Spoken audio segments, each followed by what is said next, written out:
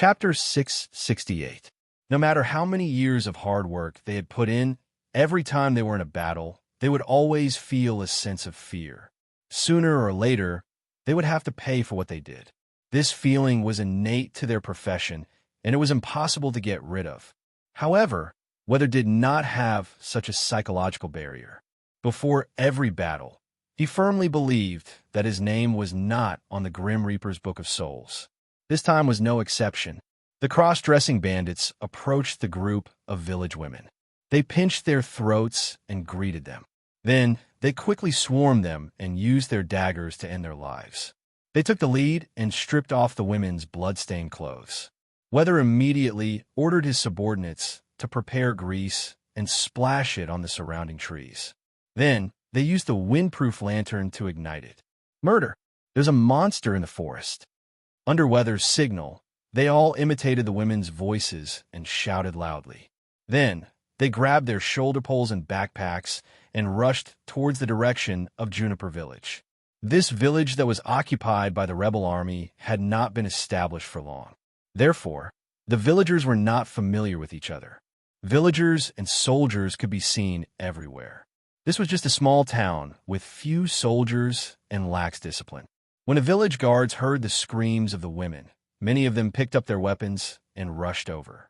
Weather and his men lowered their heads and ran towards the village. They brushed past those people without being recognized. When they arrived at the entrance of the village, there was only one militia standing guard. That man was a shoemaker. He was busy hammering copper nails into a pair of boots that seemed to belong to an officer. His halberd was placed a dozen steps away. After running for more than 500 yards, all the bandits were panting from exhaustion. They could not even deal with an old grandmother. But now, it seemed that their luck was not bad. The old grandmother did not appear. Kill him, then close the gate of the village. Steal a few horses and rush out from the other side of the village. Weather panted as he ordered in a low voice. His men moved quickly and finished what Weather had told them to do.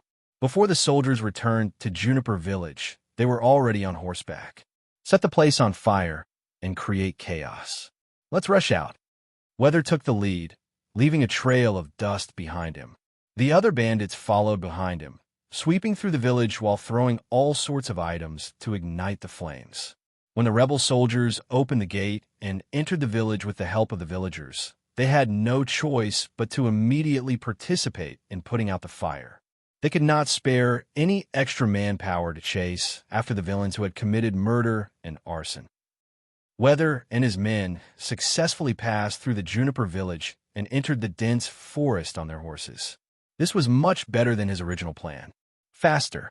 Keep up with me and don't worry about the horse. Weather half-crouched on the horse's back to ease the jolt.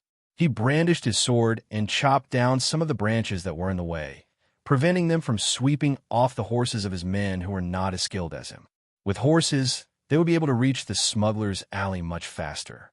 Perhaps they would be able to reach Greenwood City in less than 2 days. However, just as they were galloping, a strange arrow suddenly shot out from the dense forest. Whoosh! The arrow sank into the head of the horse that Weather was riding. The dead horse fell to its knees, and under the effect of inertia, Weather was flung away. He only stopped when he hit a pine tree. He felt that a few of his ribs were broken. Damn it! Before he could draw his weapon, the fallen horses were like a rock that blocked the path. One by one, they tripped over Weather's men who were following closely behind him. They all fell from their horses. Some were lucky and only had a few scratches. However, there were also some who suffered serious injuries. The most unlucky one even broke his neck after hitting his head on a tree. Ha ha! Chilling laughter came from above the injured bandits' heads. Weather looked up and saw an ugly monster floating in the air. In its hand was a longbow made of white bones. It's a monster. Shoot it to death. Otherwise, none of us will leave here alive. Weather immediately took out a small crossbow from his clothes and took the lead to shoot. Whoosh, whoosh, whoosh. Under the lead of their boss, the bandits who could still move started to shoot arrows at the monster above their heads. However, firstly, their shooting speed was too slow. Secondly, the monster was too agile. It only needed to kick the tree trunk with its inverted legs to quickly change the direction of its flight. All the arrows fired by the bandits all missed. Boring game. Seeing that the bandits could not even aim at it, the monster suddenly spoke in human language. I am Calamity's General Shurgu. I am under the orders of the Emperor to carry out the hunting transformation ritual. You lucky bastards, don't resist. I will turn all of you into qualified hunters and warriors. You will be lucky enough to enter the Emperor's army and serve him. General Calamity. A bandit heard Shurgu's words and was so scared that he collapsed. He ignored his injuries and staggered into the dense forest beside him in an attempt to save his life. However, in the next second, Shurgu appeared in front of him. General Calamity extended his claws and pierced through his clothes, flesh, and one of his ribs. The bandit howled and fell to the ground. Shurgu spat in disgust. He put the rib bone in his mouth and chewed it twice. Then, the rib bone turned into an arrow with dark green light lingering around it. Poochie. Shurgu pierced the long arrow into the heart of the bandit, then walked to another poor guy who kept moving backward and repeated the previous action. When all the subordinates had a long arrow in their chest and were lying on the ground twitching, whether it already stood up by leaning against the tree behind him. The bandit leader held 2 short knives in his hands and stared fiercely at General Calamity, who was walking toward him. Come on, you ugly monster. I'll make a few holes in you. Shurgu looked at him with interest and nodded. Interesting. If you don't tremble, your words may be more persuasive. General Calamity did not continue to move forward. A grim smile appeared at the corner of his mouth. He took out a bone arrow from the dendrobium on his waist and slowly knocked it on the bone bow. The moment the arrow left the bowstring, the bone arrow sank into Weather's chest. The bandit leader's treatment was different from his subordinates. He did not lie on the ground, but was nailed to the tree. He stood up straight and twitched nonstop. It's not easy to get the money to buy your life. In the harbor of Soft Maple City, Keys, who was sitting on the top floor of the stern, looked at a crystal ball in front of him and shook his head helplessly. Chapter 669. Everyone had to be responsible for their own actions. With the cat's eye emerald coins given by Keys, Weather and his bandits could not get rid of this restriction. In fact, when they received the money, they also gained something else. Human nature could not withstand the test, and Keys would not believe in the morality of a group of bandits. In order to better control Weather's group, when they first met at Charon's house, he secretly planted Leviathan's organization on those people. Sure enough, when Soft Maple City was besieged, those living flesh and blood conveyed the news to Keys through telepathy that Weather and the mayor met. And early the next morning, those guys hurriedly fled the city. Originally, the young Blue Dragon was going to punish them. After all, a bandit leader who was familiar with the streets was still useful for his next plan. But when he saw Tribulation preparing to turn those bandits into monsters, Keys suddenly changed his mind. Although Leviathan's flesh and blood organization only had a part of the passive adaptive ability, those monsters created by the Emperor were nothing special. With the ability of those flesh and blood, they should be able to perfectly adapt to this transformation. In this way, Keys would have his own eyes in the Emperor's army. And with their adaptive ability, after Weather and the others were transformed, they would probably be much stronger than ordinary monsters. Maybe they would soon rise to the top. At that time, the Emperor's technology of creating and transforming creatures, which he had long coveted, would no longer be a secret. In addition, with Paru, Snade, and Shay's reverse engineering, they would definitely find a good idea to restrain the Emperor's violent soldiers. In fact, for 2 weeks, the reason why Keys did not show up was that he had been busy interrogating Tribulation General captured by Sacred Samurai Jensen. He wanted to get more information about the Emperor from his brain, but the result was not ideal. The body of the Tribulation General was very strange. The 3 researchers spent a long time and found that the body of the Tribulation General seemed to be protected by a special power. They even dissected it more than 30 times, but every time they put away the equipment, the Tribulation General would change into another form, and its body would be as good as new. That guy gave me a very bad feeling, Shay reported to Keys. As a remnant of the wondrous craftsman, there were not many creatures that could make him feel the opposite. His soul energy is mixed with entropy energy, and he has the typical characteristic of the illusionary serpent clan: changeable and unpredictable. If my guess is correct, that emperor might have created a brand new type of illusionary snake. The so-called illusionary snake was a native species of the Chaos Sea. They were the purest incarnations of chaos. They slithered through the uncertainty of the Chaos Sea without any rules, freely reshaping reality into what they imagined. The illusionary serpent had a primitive philosophy and appearance.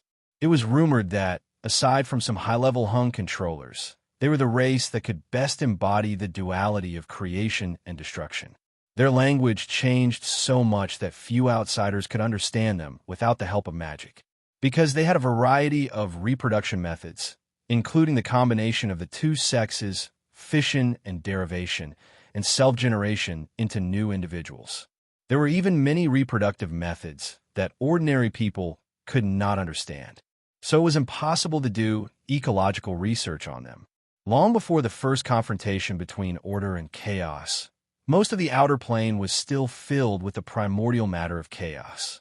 At that time, the wondrous craftsmen, who were the first to come out of the mechanical realm, forged the first batch of enforcers as the vanguard to attack the forces of chaos. And the enemy that those original enforcers had to fight against was the illusionary serpent clan that always wanted to return order to chaos. And it was because of the enforcers' efforts that when the war between order and chaos gradually subsided, the existence of the outer plane was stabilized.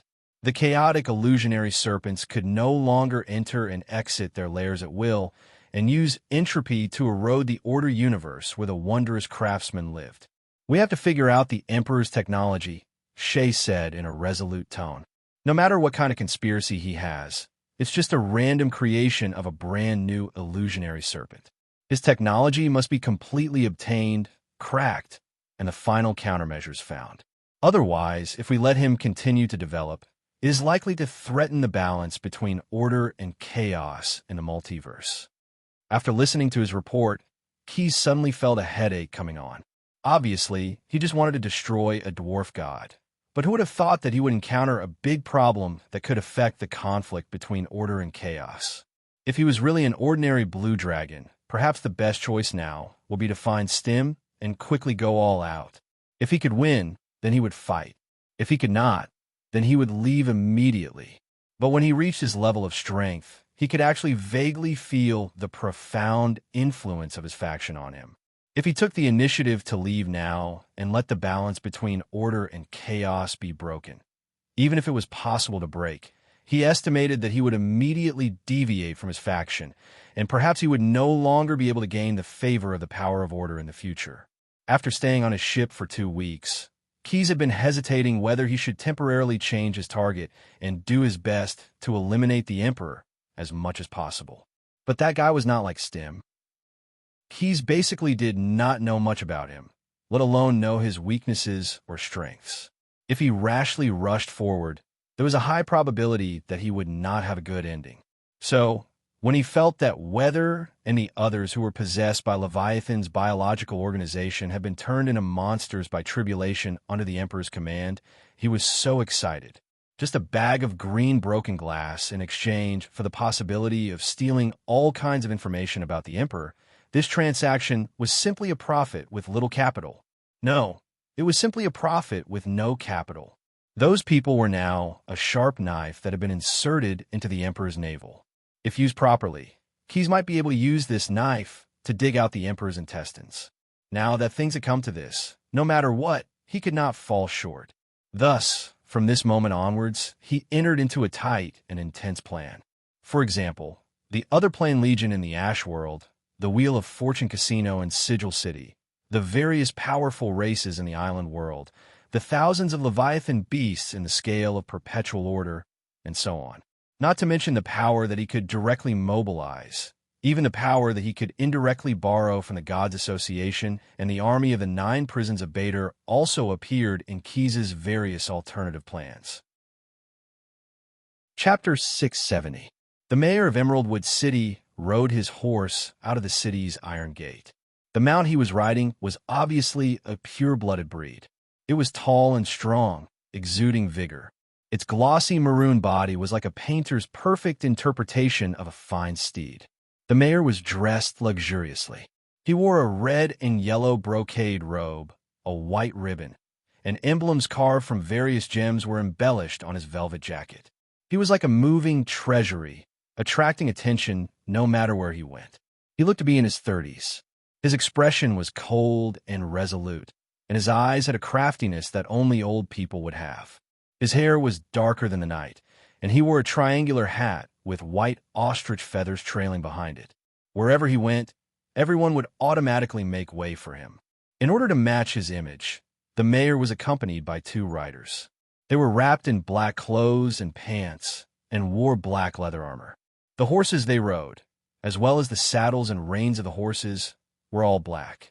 One of them held a black spear in his hand, and the spearhead was made of black steel. The other person carried a huge horn on his back, and without a doubt, it was also painted black. Riding his horse along the stone path in front of the gate, the mayor of Emeraldwood City approached the group of blue-armored envoys. He first nodded slightly in greeting, and then said to the other party, "Welcome to Lawn Maple City. Please forgive me for not going out to meet you. Sir, please move to the camp at the foot of the mountain. The alliance ceremony of Red Pine, Black Willow, Lawn Maple, and Emeraldwood City is about to begin." The leader of the envoy group took a step forward, bowed deeply, and said to the mayor of Emeraldwood City. After the other party nodded in agreement, he followed the etiquette of the alliance and walked in front of the mayor of Emeraldwood City. He grabbed the horse's bridle and personally led the horse forward. The 2 black knights followed closely behind, leaving less than half a horse's length behind the mayor. After that, the personal guards of the mayor of Emeraldwood City followed. They were all elite soldiers selected from the garrison troops. The path down the mountain was paved with stone slabs, and there was a sentry station of Emeraldwood City every few hundred yards. When the procession passed by, the sentinel would immediately stand up straight, puff out his chest, and raise his head to give the mayor his blessings, appearing very stylish. Amidst the continuous chanting, the procession unhurriedly walked down the mountain, dragging a long tail behind them. A camp had already been set up at the foot of the mountain.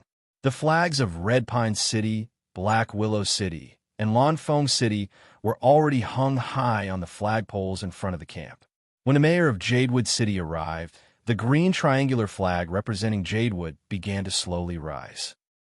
When he led the troops into the camp, the flags of the 4 cities were already raised and fluttering in the wind. Mayor Green, the other 3 mayors who were waiting in the center of the camp, greeted the mayor of Emeraldwood City when they saw him arrive. Although they didn't see each other often, because of the city's trade, they had a lot of interests, so they weren't strangers to each other. This time, he was here at Grimm's invitation to discuss matters regarding the alliance and the reinforcement of Soft Maple City. "Sorry to keep you waiting. Please don't take offense. Please forgive us." The mayor of Emeraldwood City got off his horse and walked in front of the other 3 mayors, greeting them. "Don't mention it. Don't mention it. Please come in quickly to discuss matters regarding the alliance." That's right. That's right. Now the news from Soft Maple City has seriously damaged the trade and must be dealt with quickly. That's right. That's right. When these big shots were still being polite, an untimely cough suddenly sounded, abruptly interrupting their words. If you still dilly-dally like this, then Soft Maple City will really be in a precarious situation. Without the lips, the teeth will be cold, sirs. Who are they? Why are there a few half-giants in the camp? Mayor Green looked at the big guy who just spoke, his face obviously not looking good. As the ruler of a mountain city, the Green family had been enemies with the mountain giants who tried to loot Emeraldwood City for generations. They took hunting the mountain giants as their responsibility. If the family's descendant wanted to become the mayor, then this Green had to complete a hunt alone before his 18th birthday and bring back a complete mountain giant scalp as a saddle pad. As the current mayor of Emeraldwood City, this Green naturally also went through a hunting ritual. Moreover, due to generations of hatred, the Green family was also hostile to other types of giants that were distant relatives of the mountain giants or creatures with giant blood. They did not like anything related to giants. So when he saw Goliath, he thought that he was some kind of half-giant. Watch your mouth, kid. A Goliath with gray skin dotted with dark and light-colored stripes walked out from his partner's side. Hard lumps that looked like pebbles were distributed on his neck, shoulders, and arms, as if he had been wearing a natural armor made of bones and thick skin. We are not dirty half-giants. We are Goliath, the son of the mountains. Goliath? Grim looked at the other mayors. Because he knew nothing about this race, when they denied that they had giant blood, he did not even notice the disrespect in their words. They are indeed not giants. Without waiting for the mayors to speak, a tent in the camp was opened, and a person in a priest's costume walked out. They are the children of the mountains that can be trusted, and also our ally, the representatives sent by the scale of perpetual order to guide us to take a shortcut to soft Maple City. The one who spoke was not a bystander, but the priest on duty at the Haones temple. He just had a meeting with the clergy from other cities, including the god of Power Cord, the god of Forge and Gond, the god of mountains and protection, the god of mountains and paladins who had a friendly relationship with the Haones church, and also some clergy from other good or neutral churches. He had confirmed that the emperor had indeed awakened. The Ramses must now reunite to resist the ambition and anger of the ancient slave master. The ones who protected him through the blockade of the monsters and came to participate in this meeting were the Goliath warriors of the scale of perpetual order, and the paladins who were originally at the Haones were all left in soft Maple City. Mayor Grimm, seeing the priest on duty come out of the tent, the mayor of Red Pine City, who was the most influential among the mayors, had already guessed that he had persuaded the churches to unite. This is the priest of the Haones temple. He can confirm the authenticity of the emperor's awakening, and that soft Maple City is indeed in danger. And the crisis it faces, if we do not help, is likely to soon spread to our own city. The four cities must now be united, form a coalition, and quickly reinforce soft Maple City. Otherwise, when the city falls, we will face enemies several times more than now. Chapter 671. Under the efforts of the various churches, the Four Cities Alliance was held in a very short time. The three mayors of Red Pine, Black Willow, and Blue Maple gathered all the seals that symbolized the city's military affairs and handed them to the youngest mayor of Emerald City, Grim. We must set out. Soft Maple City has already held on for half a month and 6 days. We doubt it can hold on for another week. The newly appointed leader of the Four Cities Alliance listened to the advice of Herones' prayer priest and led the Alliance army of the Four Cities to set out immediately. More than 20,000 people marched quickly through the official road in the forest, and Emerald City was responsible for the army's supplies. Perhaps in the eyes of the Goliaths, who had experienced the bloody battle in the abyss, this scale of military force was actually nothing. But in the Ramsey world, this was already the highest standard of battle array. The Ramsey world had been peaceful for a long time, and the last time several cities formed a war alliance was already a few hundred years ago. The Ramsey army was only prepared to resolve the military conflicts between the city-states. But because of Keys's order, the Goliath soldiers still strictly carried out their mission and did not dare to relax in the slightest. Their trip was not only to protect Herones' prayer priest, but also to point out a safe way for the Alliance army to reach soft Maple City.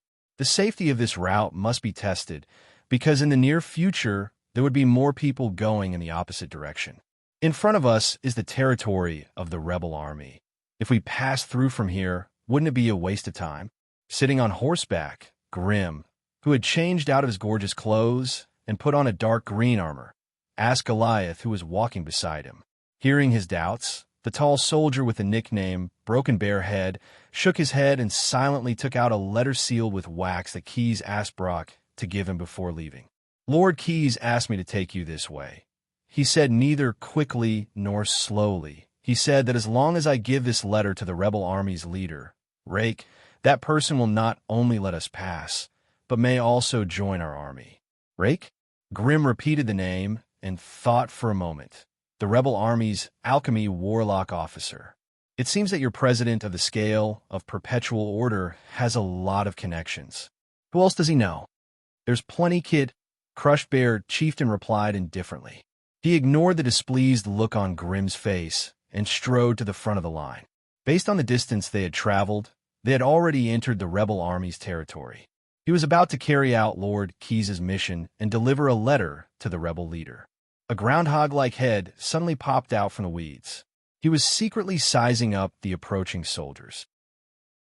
After counting the number of carriages, he silently calculated, "I'm afraid there are more than 20,000 people. Oh my God!" The procession was so long that the dust had drifted to where he was hiding. The creaking of the horse's harness was getting louder and louder. The weather in the past few days had been very unusual. In the blink of an eye, the scorching summer weather, which made people sweat profusely, turned into a cold winter. Although he was arranged to spy on the military situation here, his mind had already drifted to the warm fire pit. However, when he saw so many soldiers, he could not help but have a serious expression on his face.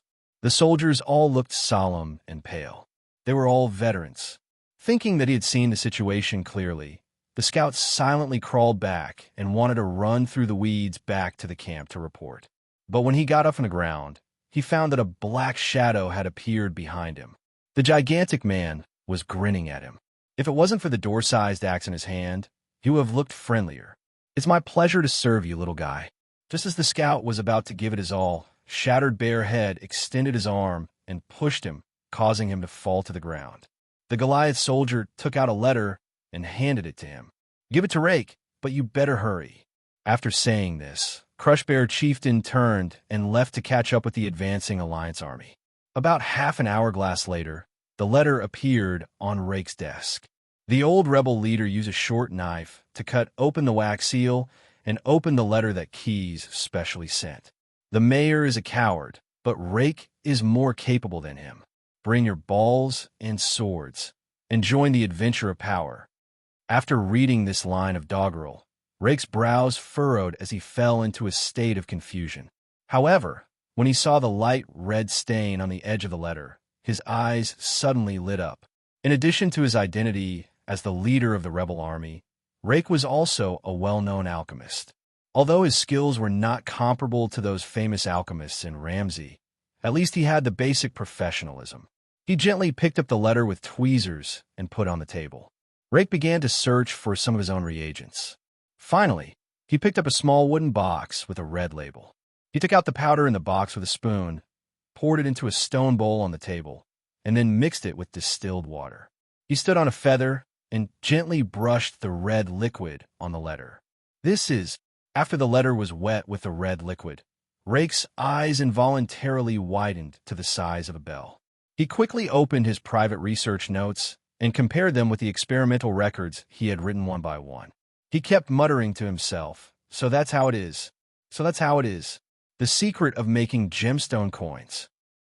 After 2 hourglasses, an army of 500 strong rebel soldiers appeared in front of the coalition army of the 4 cities.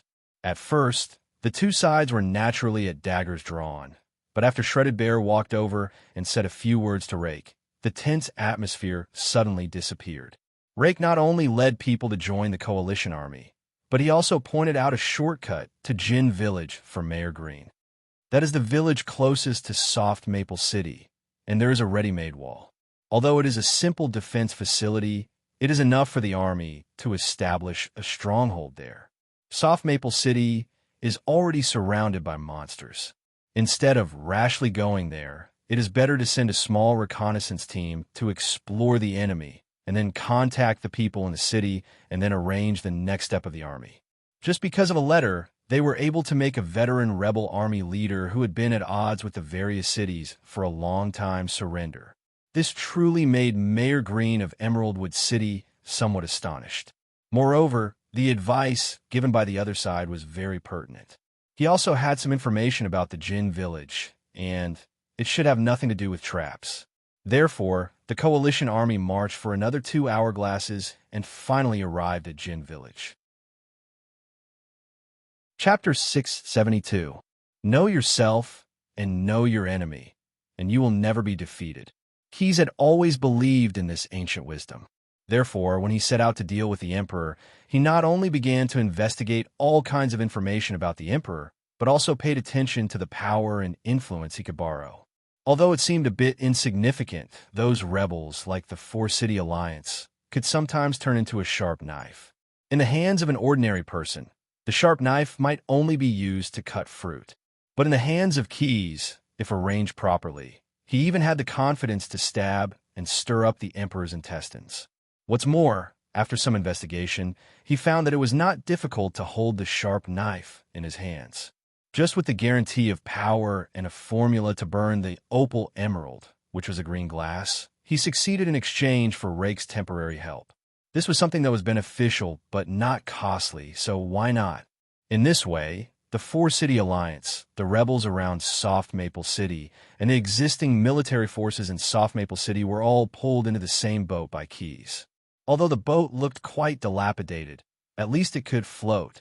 In the face of an unfathomable enemy like the sea, he was given a sampan to stand on.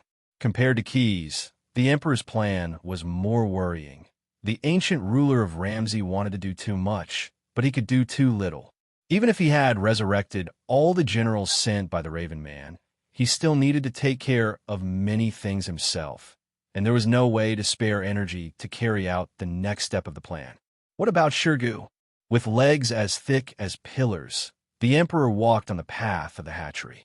The temple that originally belonged to the god of valor, Hrones, had been changed into a new place for the monsters. This semi-finished, monsters pulled by Shirgu would be buried in the magically distorted soil and spontaneously form cocoon-like things. When they were fully mature, they would break out of the cocoon. Hearing His Majesty's question, Tribulation, who followed His Majesty, touched his head. He was wearing an armor made of magma steel, and his gauntlet hand held a whip. Every time he swung it, lightning would streak across the sky. Compared with his body, his chest and shoulders were much wider. Even the strongest orc warrior would be overshadowed by him. Pure flames continuously seeped out from the scars on his body where there was no armor. On his broad shoulders, there was a face with deep facial features and two huge curved horns on his forehead. His eyes, which were completely composed of raging flames, were bright. "My lord, I don't know." "Of course you don't know." The Emperor glanced at his general. Perhaps it was because the infernal flames had burned the orc apprentice's brain when he used the burnt sacrifice demon's flesh to modify him. Therefore, even though the dog tamer looked energetic, he was actually a brainless idiot. You only know how to wait for those little puppies to be born, then whip them ruthlessly with your whip and make them bite their prey. "I'm dog trainer." The Emperor waved his hand, looking at the devil's claw that was about to fall on his body. Even if the dog trainer's brain wasn't working well, he still felt fear. His body began to tremble. However, the pain he imagined did not come. The Emperor just patted his armor twice. "Yes, you're dog trainer. But now, you have to help me call Shirgu back, then take those puppies and rescue Soul Search and his wife from that terrible city." "Yes, my lord." After the dog trainer turned and left, the Emperor took a deep breath. The air in the hatchery was humid and hot, like a skunk covered in a woolen cloth after being smashed. In order to create the soil that could hatch monsters, he had extracted heat from a radius of more than 30 miles, which caused the area around Soft Maple City to suddenly become cold. Casting such a large-scale spell was not an easy task, even for the Emperor. He took 2 or 3 days to fully recover his strength. It was precisely because of this that only a few scattered monsters attacked Soft Maple City a while ago. That was just a small trick he had used to test the waters. His goal was to stall for time. But now, the Emperor had fully recovered his strength, and he had lost his patience. So he had to speed up the hatching process, just like he promised the dog trainer, so that Tribulation was no longer a commander without an army. He had to have enough puppies to spur him on, so that the dog trainer could live up to his name. Fet Lo Kajuri, slowly chanting the incantation, the Emperor raised both of his hands high. Black flames soared into the sky and reached the top of the dome. The rotating clouds formed an eye-like cyclone, and the surrounding heat was gradually absorbed by the eye again. Then, after the Emperor's personal transformation, it was finally injected into the hatching cocoons. The slowly maturing monsters had already gained consciousness. They roared in the cocoons, and a large amount of heat catalyzed them to activate another set of energy supply organs in their bodies in addition to the digestive system of normal creatures. The color of molten fire lit up in front of their chests, and the outer membrane of the cocoons began to show traces of scorch. Accompanied by a series of tearing sounds, monsters that had been completely transformed tore open the hatching cocoons and were born from them. Although they were originally just ordinary humans, they had now become the size of horses. Their low horns curved forward, and their skin was covered with scales. Their bodies were dark red and dotted with terrifying black spots. The long brown hair on his back was originally stuck to his back, but it was quickly dried by his own body temperature. They were modified creatures that had fused with the characteristics of the infernal creatures, the hound demon. Their bodies were strong and muscular, and they were the most brutal hunters. Their hind legs were shorter than their front legs, similar to hyenas, but they could stand and fight for a short period of time. Their front claws were similar to the rootless fingers of humans, and their sharp claws were more than half a foot long. The puppies that these dog trainers spoke of did not have the innocent and cute faces of puppies. Their faces were extremely unique, like wolves, but also like some kind of reptile. Long and sharp fangs protruded from their narrow and ferocious jaws. Their eyes were quite narrow, and almost all of them were white, but there was a fierce light in their eyes. At first glance, one could tell that they were the most ferocious beasts. Chapter 673. Blazing Shadow Beast, come out of the cage. Looking at more than 500 little puppies that had just broken out of their cocoons, the Emperor's terrifying face showed a sinister smile. He walked out of the hatchery with his 4 thick legs and took a deep breath of cold air. Affected by the side effect of casting spells, some of the heat that had just accumulated in the past few days within a radius of more than 30 miles was once again sucked out. The wind howled again, and the situation of Soft Maple City was precarious. Damn it, my ship. The ship owners sitting in the North Wind Tavern were not the only one who made similar sorrowful cries. The temperature plummeted again, causing the seawater on the shore to solidify. The huge icicles even cut the breakwater. Most of the ships docked at the dock had been crushed by the ice. Only some sampans were dragged ashore by the ship owners in advance due to their light weight. Now, they were lucky not to become a pile of broken boards. Old Bobby, who never worried about holes in a wall, quickly dug out some boards and nails to add many quick patches to the walls of the North Wind Tavern. After doing all that, even someone as optimistic as him, as the tavern owner, started to worry. Done, done, done, done. After flipping over the cinders in the brazier, old Bobby made the flame burn brighter and made the bar warmer. He then took out the secret honey wine that had been hidden under the bar for a long time and gulped it down before he could breathe a sigh of relief. But before he could completely relax, a cry full of jealousy and resentment made him nervous again. Why is that ship fine? An inexplicably sad and indignant merchant suddenly discovered that in the harbor berth, there was a ship enscathed in this terrible disaster that suddenly befell. Around it, even the seawater did not condense into indestructible ice. That's right, that ship was Keyes' ship. As an existence that merged with the Leviathan, the battleship was a living ship. Feeling the sudden drop in temperature, the biological furnace inside its body began to operate. Like a heater, the ship constantly released heat to the surroundings to prevent the seawater from condensing and ice from causing damage to the hull. Why is it fine? Could it be related to the monster? That's right, that's right. A few days after it arrived, those monsters surrounded Soft Maple City. That ship might be a monster. We can't keep it. Burn it. Otherwise, this ship will be a disaster sooner or later. That ship is so big. Maybe there are some valuable things on it that can make up for our losses. The emotional merchants and ship owners talked more and more excessively, so that old Bobby finally extinguished the thought of persuading them.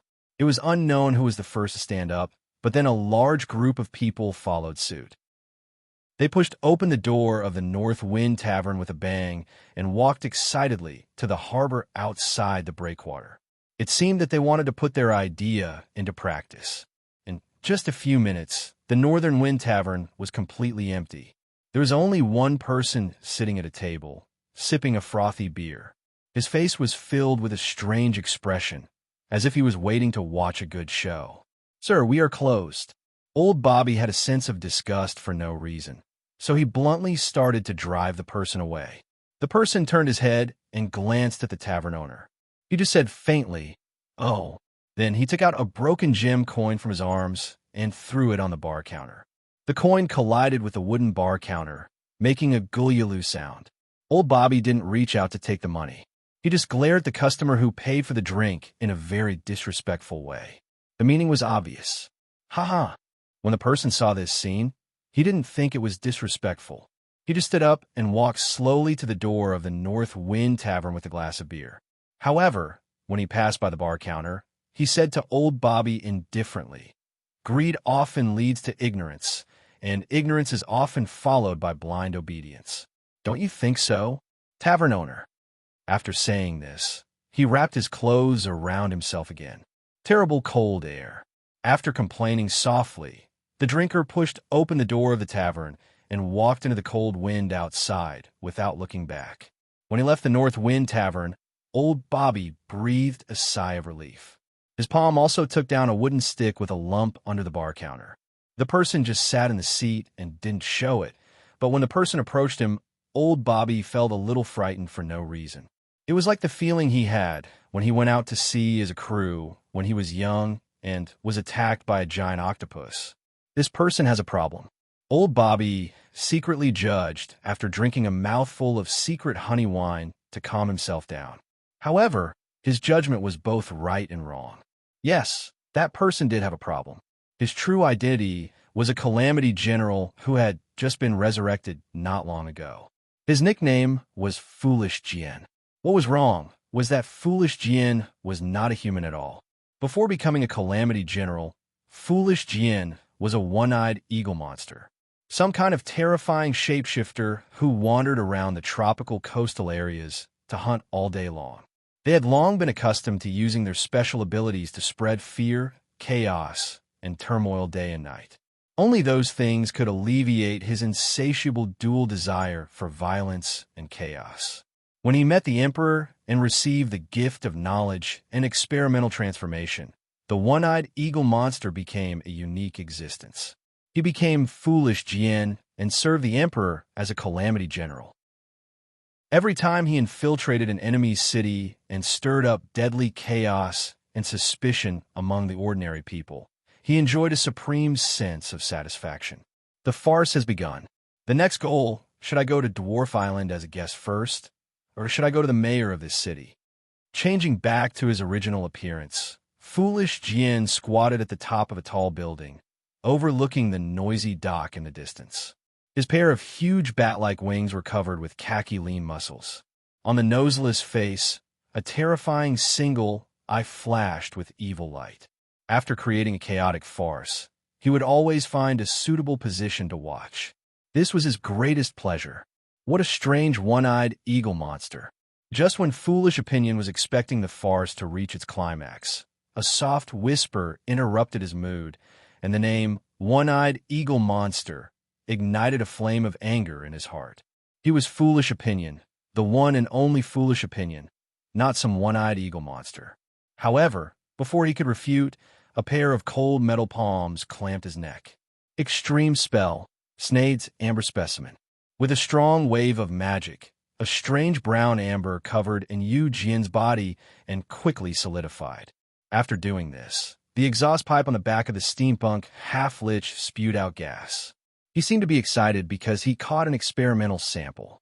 You're welcome to my lab as a guest. If you're lucky, maybe this trip will not be a one-way ticket.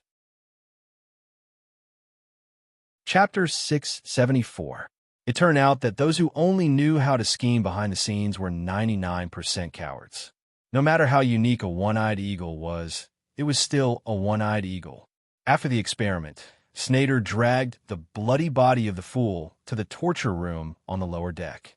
The strong ogre Neru waved his hungry fists and gave him a little help. What do you want to know? I'll say it. I know the Emperor's next plan for Soft Maple City. You sound so weak, it's obvious that you're lying. Neru ignored him, and the steampunk half-lich nodded in agreement. Bam! Bam! Bam! The fists hit the flesh and even the bones. Neru's iron fists bloomed bright and dazzling flowers on the body of the fool. Tribulation also wanted to use his ability called Grief Reaper to heal, but the creatures around him, especially Neru who was punching him, were very happy, and there were no negative emotions for him to harvest. The blazing shadow beasts have been released from their cages.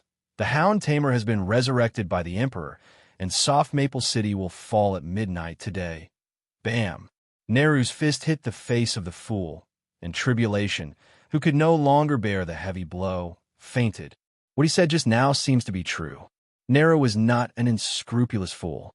Most of his performance just now was just an act, but after getting the information he wanted, his face showed a more ferocious smile.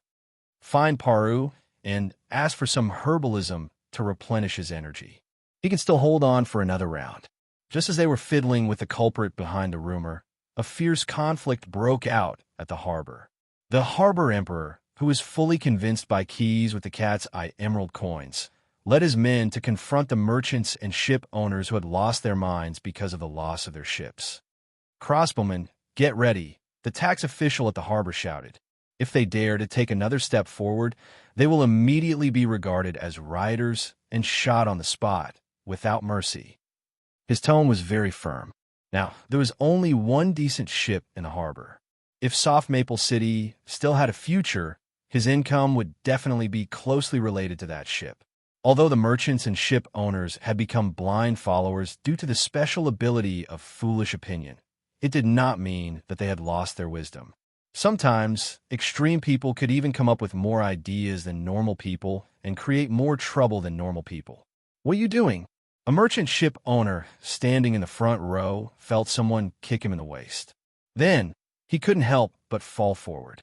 The crossbow arrows of the dock guards pierced into the body of this unlucky guy. In this conflict, the first drop of blood was shed. What's there to be afraid of? We have more people. Let's kill them, snatch that ship and run. 8 or 9 out of 10 people who ran merchants on the sea all year round were villains. As long as they had the chance, they wouldn't mind acting as pirates. Although most of these people chose to put away their bandit faces after they landed, their ruthlessness could no longer be contained after their ships were destroyed by the floating ice. Many ship owners took out their knives, and the sailors behind them also took out their weapons when they saw the boss's intention. They swarmed forward and rushed towards the dock guards who were changing their crossbows. Soon, the dock guards were overwhelmed by this group of crazy thugs. Many of them had wounds caused by several weapons and fell to the ground. The dock emperor was no longer as stubborn as before. He turned around and ran along the pier towards Key's ship. As he ran, he shouted, "Someone is rioting. They want to rob your ship. Quickly throw me a gangway ladder and pull it up. I'll defend against the attack of the thugs with you." Fazak, who was standing on the deck, couldn't help but twitch his mouth. The orc's night vision was much better than humans. He just saw the scene of the dock guards being wiped out. Even with weapons in hand, they can still be beaten down by a group of merchants. Are the guards of Soft Maple City useless? But because he was instructed by Keys, although he was disdainful, he still threw a rope to the dock tax officer. "Tie yourself up," the orc shouted at the top of his voice. "I'll get someone to pull you up with a winch." Just as the fat tax official was about to be pulled to the side of the ship, the group of merchant ship owners who had already transformed into thugs had already taken care of the last guard. They brought their own ship's crew and squeezed through the trestle towards Quest's ship in a grandiose manner. Because the sea was frozen, some people simply ran over the ice. These people held grappling hooks and ropes in their hands and were ready to climb the ship's side. Woo woo woo woo. The steam whistle suddenly sounded. Hearing this sound, all the warriors on the deck got busy. Even the sailor in charge of pulling the winch just wedged a cork in the winch and then ran to his post. They had all received special training before and knew that this was an instruction to enter combat status. So no matter what they were doing, They had to immediately put down and get in a combat position to wait for orders. They weren't the only ones moving. After the steam whistle sounded, the half-Leviathan biological battleship was also ready to fight. It stretched out a large number of flippers from its body below the surface of the sea, fiddling with the seawater to change its direction. It faced the frozen sea with the wide side of the ship instead of the relatively narrow stern. However, as the giant ship suddenly adjusted its direction, the entire pier of the mooring was squeezed into ruins. The fragments of the pier that shot out swept away the thugs who had been controlled by greed and jealousy. Many people fell into a pool of blood.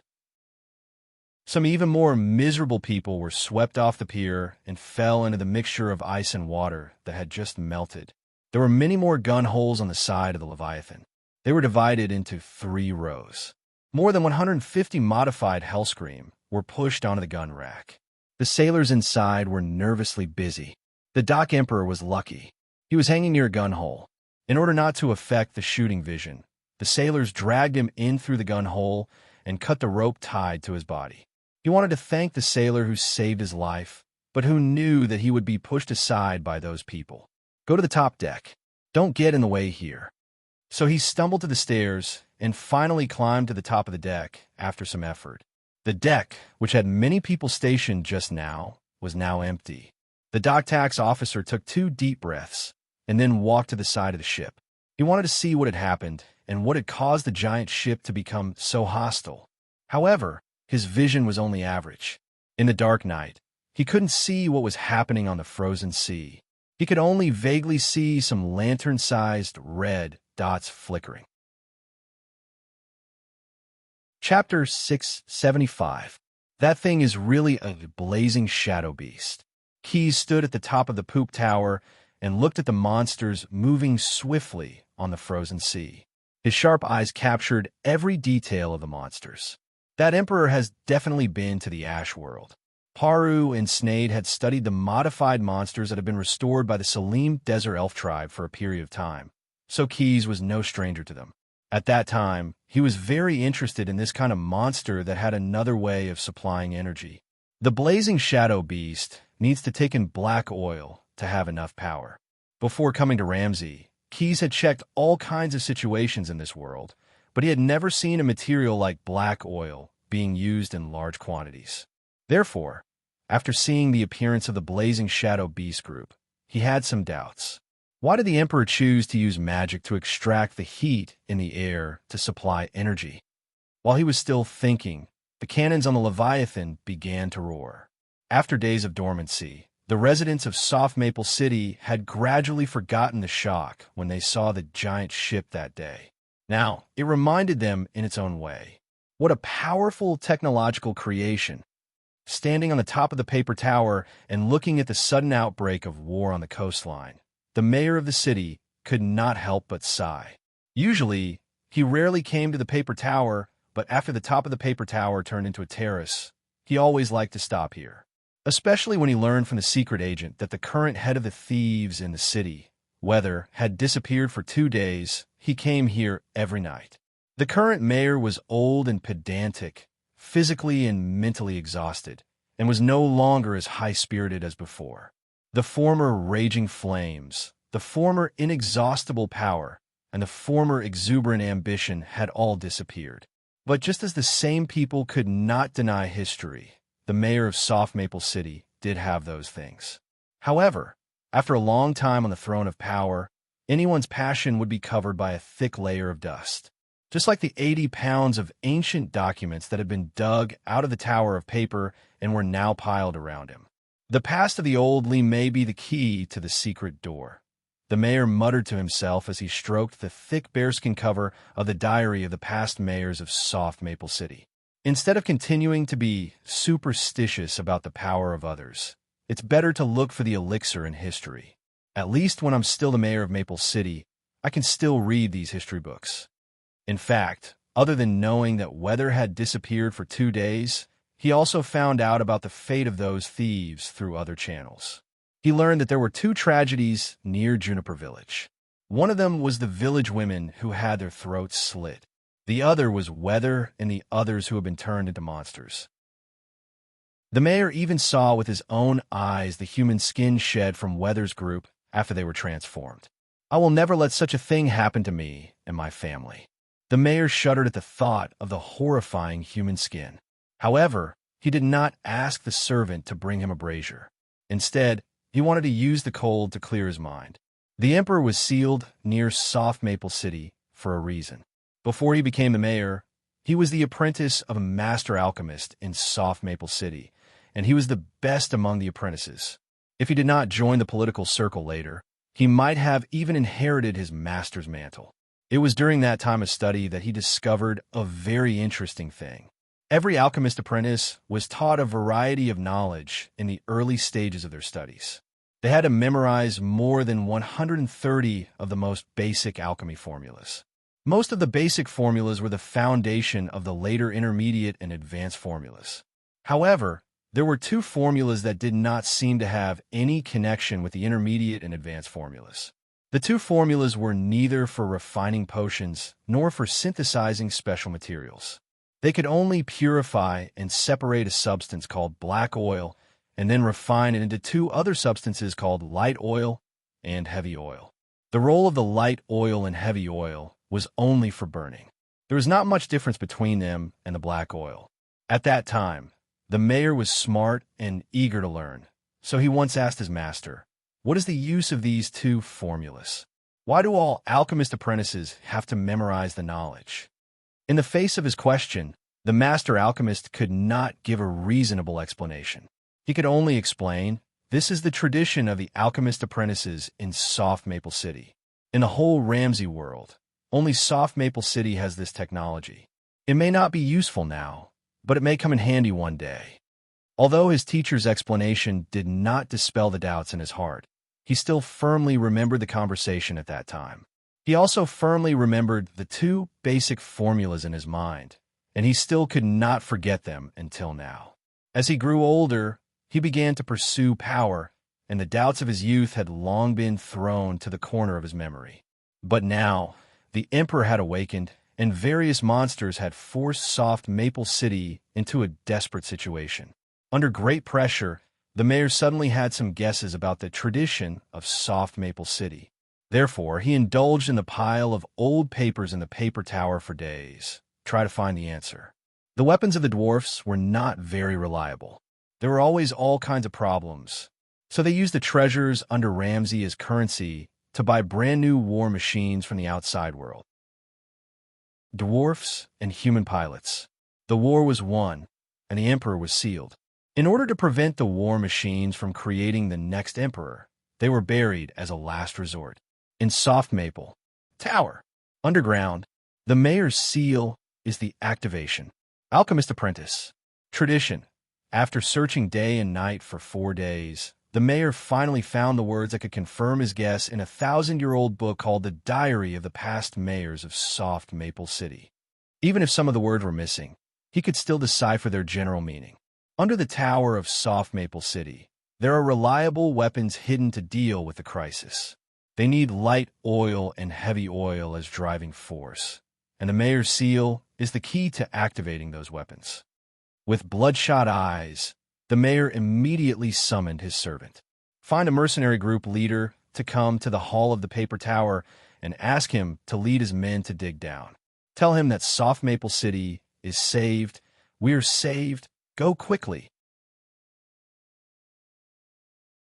Chapter 676.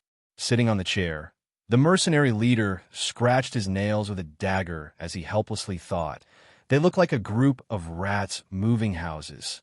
In front of him, there were dozens of warriors who should have been holding halberds, swords, and shields ready to fight the monster to the death. Now, they were using shovels and pickaxes to dig the soil. Then, they pushed small carts in and out of the bottom of the paper tower, moving the soil away. However, due to the tradition of the mercenary group, as long as the employer did not violate the contract, they must obey the employer's command. In other words, the leader could not change the ridiculous order given by the mayor. He could only wait. There's a situation. The soil in the pit is covered with mortar. There seems to be something buried under it. Fortunately, there was this voice. Otherwise, the mercenary leader's remaining patience would have been exhausted. He wanted to go over and see what was going on, but the fat mayor, who had been supervising from the side, unexpectedly ran over with an agility that did not match his body size. "I'll take care of it. You guys step back a little." As he spoke, the mayor jumped into the mud pit. Under everyone's surprised gaze, he took out a jar from his arms and solemnly placed it on top of the mortarboard. "Pull me up." Well, this was normal. After being lifted out of the pit by a few mercenaries, the mayor immediately asked everyone to get out of the pit. Then, he took out a flint from an unknown pocket and lit up an oil paper rope that extended from the top of the pot. Chi. Rumble. The small jar was filled with alchemical fire oil, so when it came into contact with the sparks on the oil paper rope, it immediately exploded violently. A few mercenaries were so scared that they even sat on the ground. After the explosion, they found that the mortarboard had been blown open, revealing a large hole that allowed people to enter. Still in the lead, the mayor of Soft Maple City took a windproof lantern and took the lead to enter the hole.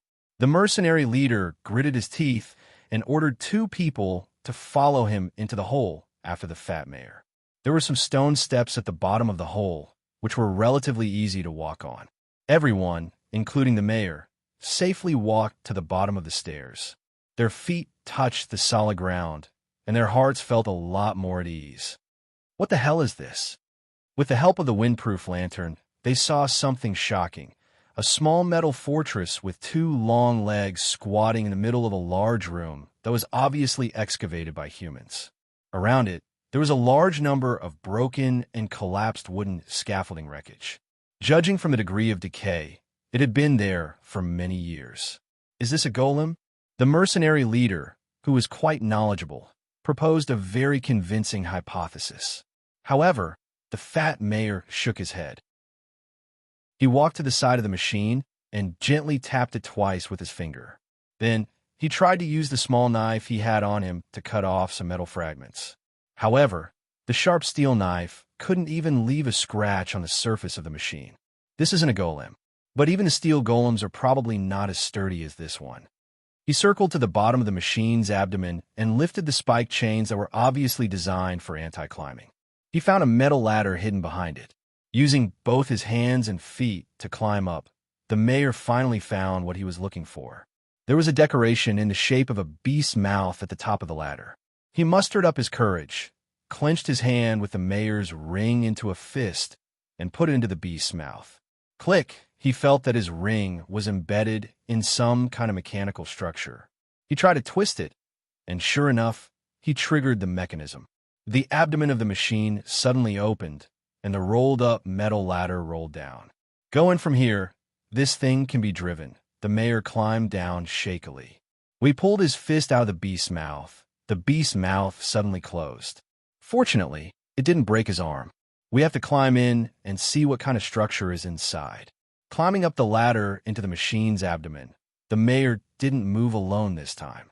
Instead, he called the mercenary leader and 2 mercenaries to follow behind him. When he stepped into the metal fortress, he found that the environment inside was actually quite narrow and only enough for one person to move freely. Although the mercenary leader volunteered, the mayor still insisted on checking it out himself. With the limited light of the windproof lantern, the mayor felt something like a seat. He moved his body and sat on it. Then, he found that the lantern in his hand didn't work. As soon as he sat down, a few smoke crystals above the cockpit lit up, emitting a light that was many times brighter than the lantern.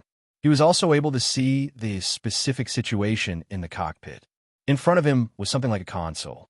There was a set of joysticks, a dozen dials with unknown functions, and a large number of buttons with unknown functions. Under his feet, he could feel that there were 2 pedals that seemed to be able to be stepped on. Of course, the mayor didn't try to step on them rashly. He had to read the manual first. Yes, that's right. On the control panel, there was a booklet-like reading material. The words Storm Mech Operation Manual were written on the cover, and at the bottom right corner of the cover, there was a small line of words, Honorary Product of the Spanner Family. Although he didn't know what these words meant, it didn't prevent the fat mayor from reading the contents. Gently push the leftmost joystick, start the mech, and close the hatch. While reading the words, the mayor began to operate it. When he pushed the joystick, the engine of the entire mech was started, making a roar. Seeing this scene, the mercenary leader immediately wanted to come over to see if the mayor needed help, but the next mechanical creation that was about to topple made them dispel this idea. Gently push the second joystick on the left. The stainless steel gears engage. The engine stops idling and automatically maintains balance. Shocked by the sudden shaking, the mayor hurriedly followed the instructions to restore the mech's balance. The two joysticks in the middle can control the legs to move forward. Pay attention to the pedals to adjust the pressure on the knee joint. When he wanted to try for the third time, a yellow button on the dashboard suddenly flashed. He carefully checked the manual and found that it was a warning that the fuel had run out. The yellow light flashing means that the fuel has run out. Follow the following steps. Open the fuel tank in the cabin. According to the sign on the dwarf's mouth, distribute the light and heavy fuel into it. Seeing this, the mayor finally understood the tradition that the alchemist master didn't elaborate on. The tradition of Soft Maple City is to serve the storm mech. This mech has the ability to wipe out all the monsters under the Emperor's command. In the bottom of his heart, a sudden confidence arose. Chapter 677. Under the continuous bombardment of more than 150 hellroars, the group of blazing shadow beasts that wanted to enter Soft Maple City to hunt through the frozen sea was forced back. Under the night sky, the blazing shadow beasts temporarily extinguished the furnace in their bodies. Although they did not attack Soft Maple City from the side of the breakwater, on the morning of the second day, those terrifying fellows gathered at the main gate of the city with more raven men, away from the cannons of the Leviathan warship. Very good. Excellent. After rummaging through all the alchemy shops, the mayor finally collected enough light and heavy oil to inject into the storm mech before dawn.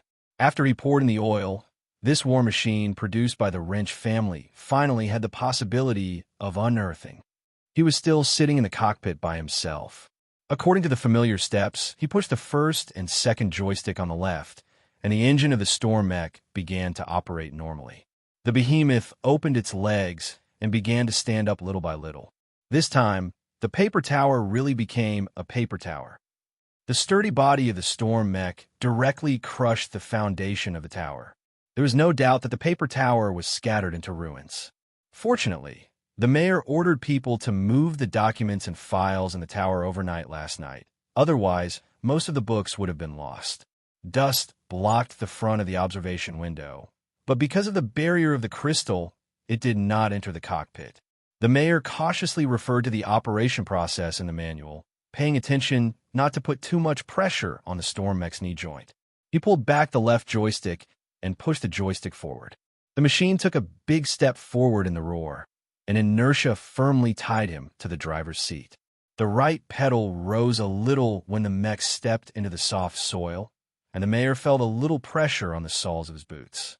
He moved the joystick back and forth, shifting his weight from one foot to the other. The entire cockpit swayed back and forth like a treehouse in a hurricane, shaking with every step. The engine at the back of the machine made a series of hisses, and the hydraulic joints of the storm mech supported the weight of the entire machine, and the pressure gauge swayed greatly with the movement of the joints. As he became more and more proficient in the operation, he could gradually pay attention to the data indicated by all the needles and maintain a stable advance without bumping into any obstacles. The price was the destruction of his mayor's residence. But no matter what, the mayor was still controlling the storm mech to move quickly towards the city gate. The mercenary leader had no choice but to send someone to control the garrison and the Saint Samurai to prevent them from mistaking the war machine for an enemy and launching unnecessary attacks. Although he did not think that those people would have any way to break through the thick outer shell of the storm mech. The screeching of gears filled the cockpit. The left pedal rose again against the fat mayor's foot, and the whole machine tilted forward uneasily. Crap, we're trapped again. The mayor, who was the pilot of the mech, cursed under his breath. He twisted the control stick and made the right leg of the mech take a big step forward. Its knee joint spewed out a large amount of steam like a train whistle. The storm mech swayed left and right like a drunkard, almost falling to the ground. A few seconds later, the mayor finally felt the machine gain a foothold in the snow and mud. The mech maintained a posture of 1 foot forward and 1 foot backward, like a swordsman taking a lunge. He pushed both control sticks forward, his left leg exerted force in the mud, and his right leg pushed forward. The engine let out a sharp whistle, and the metal joints creaked. After a shudder, accompanied by the sound of roots being pulled out of the mud, the storm mech stood up again. The mech stood on one leg for a short while, then continued to move forward. Gradually, he forgot that he was controlling a machine. The steps of the machine felt like his own, and the shaking of the cockpit was just like his body. The sound of gears and valve sounded like the words of the assistants when they were reporting, and he could completely understand the meaning behind it. The mayor even saw the pattern of the needles on the dashboard swinging back and forth. Whenever he raised his leg, a few of the needles would rise to the green area and fall when his leg was straightened. So this was the so-called knee joint pressure. Like a child who had just received a toy, the mayor of Maple City began to forget himself as he walked. He came to the side of the city wall and looked through the observation hole at the same height as the storm mech's waist. The throttle valve is, according to what he saw in a manual, he found a knob, turned it by 2/3, and then pushed the 2 control sticks. The pedals were suddenly pushed up, and his knees were sore. The 2 legs of the storm mech stomped heavily on the ground, and then it overcame gravity and leaped high over the city walls of soft Maple City. Ah! The body went from overweight to weightlessness. This novel and exciting experience made the mayor scream out loud. Fortunately, when performing the jump module mission, the storm mech could operate automatically, so his brief absent-mindedness did not affect the landing of the mech. And this war machine, in addition to the surging power, also had a very good shock absorption function, so when it landed, the huge impact did not cause too much damage to the pilot in the cockpit. Bang! Like a meteor falling from the sky, the storm mech smashed into the monsters gathered outside Maple City. 2 blazing shadow beasts and more raven men did not have time to dodge, so they directly became meat paste under the feet of the mech. The storm mech, seeing the war machine falling from the sky, the dog tamer, standing at the back of the monster camp, widened his eyes. Although his IQ was the lowest among the raiders, it did not mean that he was brainless. The unique shape of the steel fortress with legs immediately reminded him of the ancient war a long time ago, and his hands could not help but tremble. Retreat. Just as he was about to subconsciously give the order to retreat, the dog tamer immediately remembered that the emperor was dissatisfied that the blazing shadow beast did not break into Maple City last night. If he could not achieve some results today, his master would probably send down a thunderous fury and crush him into dust. Those who retreat will die. In order to increase his persuasiveness, the dog tamer waved the long whip in his hand and slapped the backs of the raven men and blazing shadow beasts. He urged these monsters to attack the storm mech. Moreover, in his brain, in addition to the fear of this war machine, he also remembered some of the weaknesses of the mech. Flip this iron shell over. Its abdominal armor is relatively weak. Blazing shadow beasts use molten bullets. Chapter 678. The mayor shook his head. There was a strong taste of rust in his mouth. This disgusting smell took over all his senses, and he felt as if his brain was soaked in sweet saline. Gradually, his head cleared up. He opened his eyes and saw mottled shadows outside the observation window, which was caused by the monsters constantly jumping up to attack the observation window. Damn it, this thing is so strong, it jumped too far. The fat mayor muttered.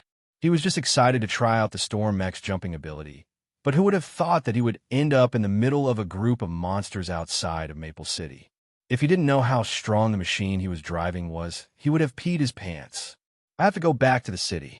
He looked at the fuel dial and found that the scale was less than 4/5 of the original. The mayor decided to play it safe and not make any mistakes. Turn operation. Well, gently push the one-way lever and quickly cooperate. However, just as he was about to turn the storm mech around, The Hound Tamer's thunderous whip slammed into the mech's observation window with a smack. Although this war machine could store electricity in a specific battery and was not afraid of electric shocks, the sudden explosion still startled the fat mayor, and his hands trembled involuntarily. He pushed the wrong lever. The storm mech turned half a circle, but because it lost its balance, it fell diagonally to the ground. The heavy war machine crushed many monsters, but seeing this scene, the dog tamer opened his mouth and laughed. It turns out that the short man driving the mech is a novice. Break the door bolt and drag him out. Hearing the order, the blazing shadow beasts and the raven men quickly climbed on top of the overturned storm mech. The raven men put their nails into the gaps of the riveted and welded steel plate armor, trying to pry it up. The blazing shadow beasts opened their mouths and spat out deadly phlegm, molten bullets. They wanted to follow the dog tamer's instructions and melt the mouth-shaped mechanical lock of the storm mech's cockpit so that they could directly attack the pilot of the mech. Damn it, what should we do? How do we start the battle mode? Although he knew that the storm mech was very sturdy, the fat mayor still panicked when faced with a bunch of monsters who wanted to forcefully dismantle this war machine. Fortunately, he had already memorized the entire Storm Mecha operation manual beforehand. After a moment of careful thought, he remembered how to activate the mecha's battle mode, so he was not completely helpless. He pulled on a rope hanging from the right side of the cockpit, and the auxiliary engine, which was specially designed for combat mode, started up. Compared to the normal mode, the power of this engine was undoubtedly more powerful, and the sound it made was simply deafening. On the right side of the console, a hidden slot suddenly opened and a handle stretched out. The mayor used his chubby hand to push the handle and found that the handle moved in many directions. This design was actually for the convenience of controlling the weapon module that extended from the outside of the mech. There were 3 types of weapon modules on the storm mech. Because the mayor did not pull the rope hard enough, he only allowed the storm mech to release the most basic attack weapons. Suddenly, the thick surface of the storm mech opened up many cracks, and a dozen spinning wheel saws popped out from the cracks and instantly shredded the bodies of the monsters that clung onto the storm mech. Then, just like the landing after the jump, the storm mech, which had activated the weapon module, also had the function of auto-calibration mode. It was as if it was a living creature. It rolled on the ground once, and then it found the right place to step on the ground with its legs. With a sudden burst of strength, it stood up again. The storm mech was like a spider, extending 8 sets of mechanical arms from its body, and at the end of each arm was a huge sawtooth spinning rapidly. As the pilot rotated the weapon lever, the 8 arms also began to rotate around the body of the mech. Although it looked like there was no order like a crazy demon, in fact, it was very orderly. No matter what angle the blazing shadow beasts and the raven men attacked from, they could not get close to the storm mech. Some of the blazing shadow beasts wanted to attack the belly of the mech according to the command of the dog trainer, but the anti-climbing spikes that swung out gave them a painful lesson. This is not the first generation of the storm mech, but a modified second-generation mech. Looking at the little puppy that was beaten to a pulp, the dog trainer immediately recalled his memories of the ancient war. I must report to the emperor and tell him that the situation has changed. Thinking of this, he immediately used the whip to wrap around a blazing shadow beast, and then put a finger on the top of its head. Dark green flames suddenly gushed out from the eyes of the modified monster, and its body began to tremble nonstop. The dog trainer transferred his will into the monster's mind, and when he raised his hand, the blazing shadow beast ran in the direction of the protruding point.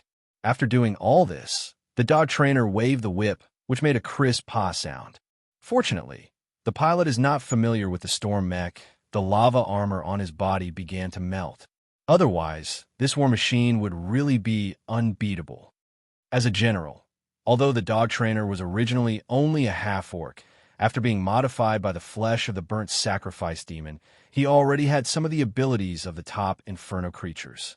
Through the stimulation of the hellfire, he quickly changed into a half-inferno, half-lava creature.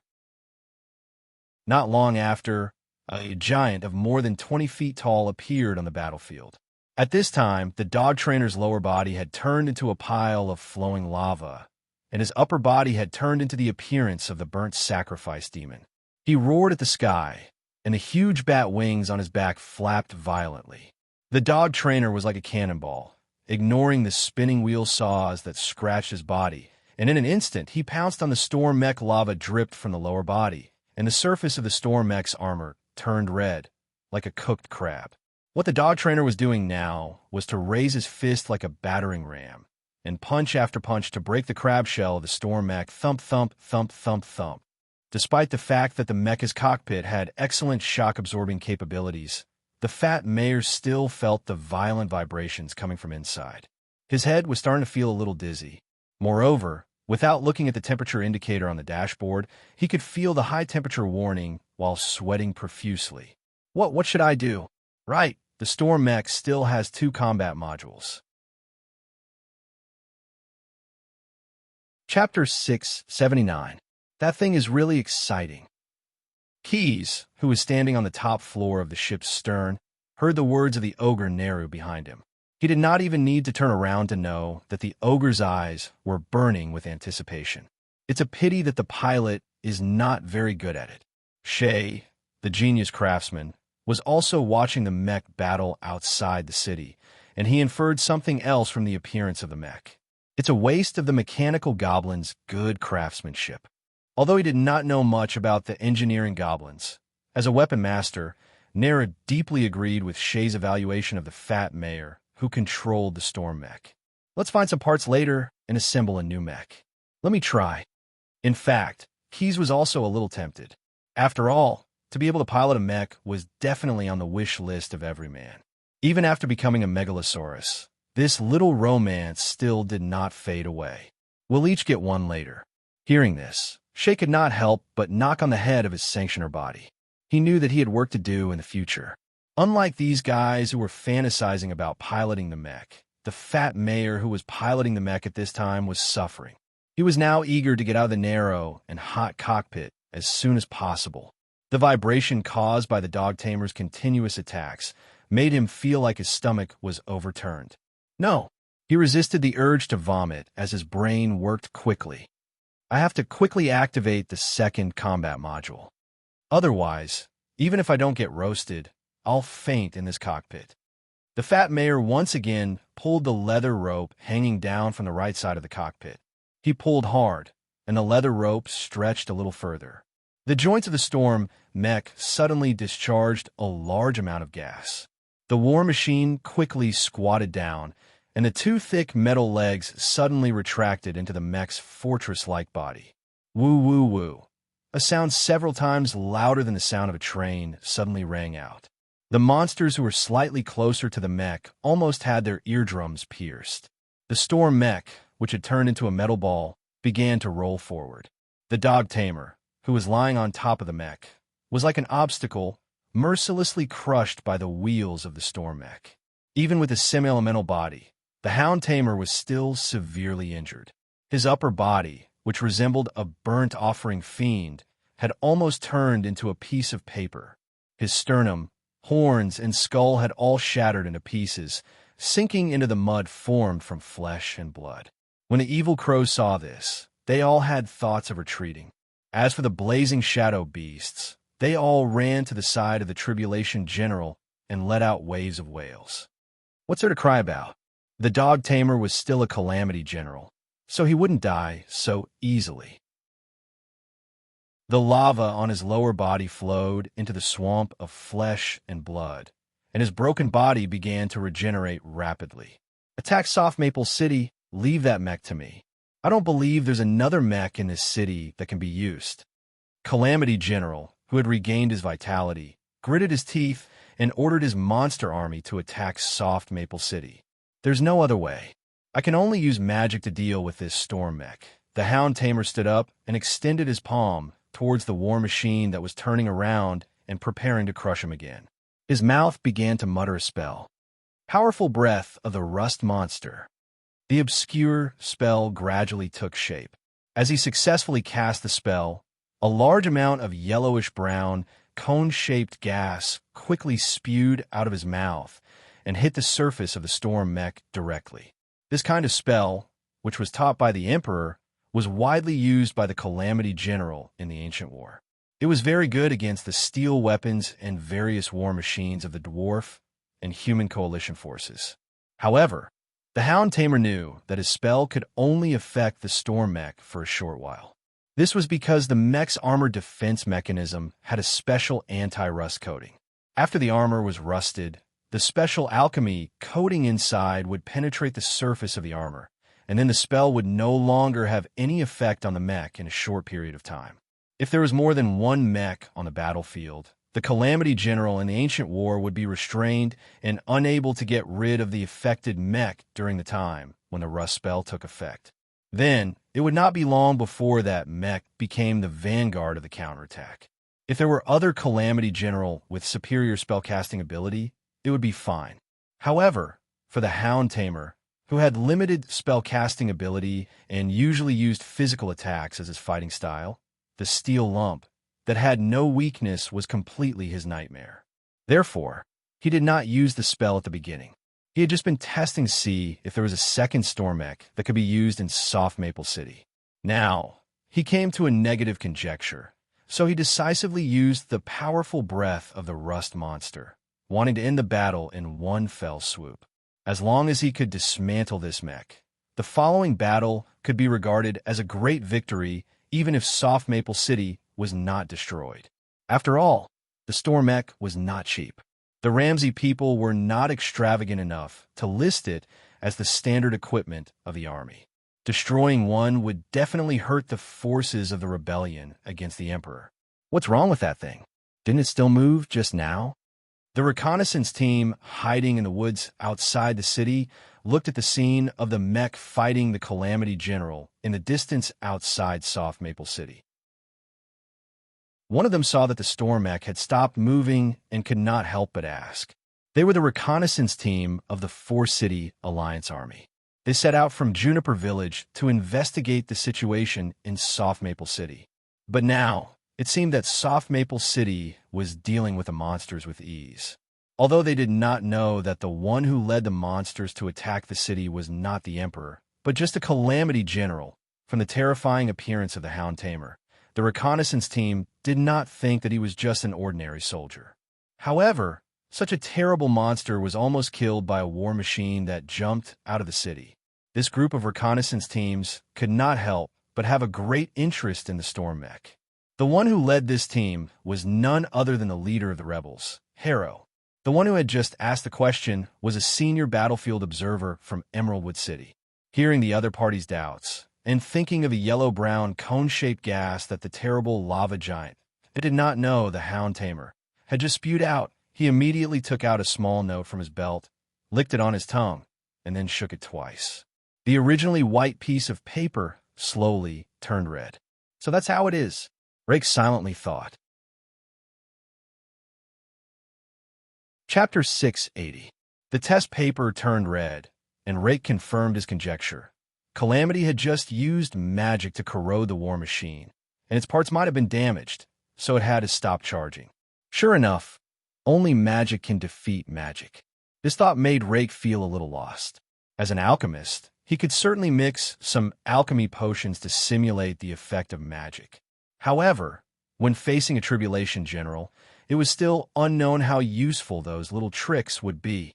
The storm machine that appeared outside Soft Maple City was also an enemy of the rebels, but it represented the hope of the Ramsey people to defeat the ancient slave masters.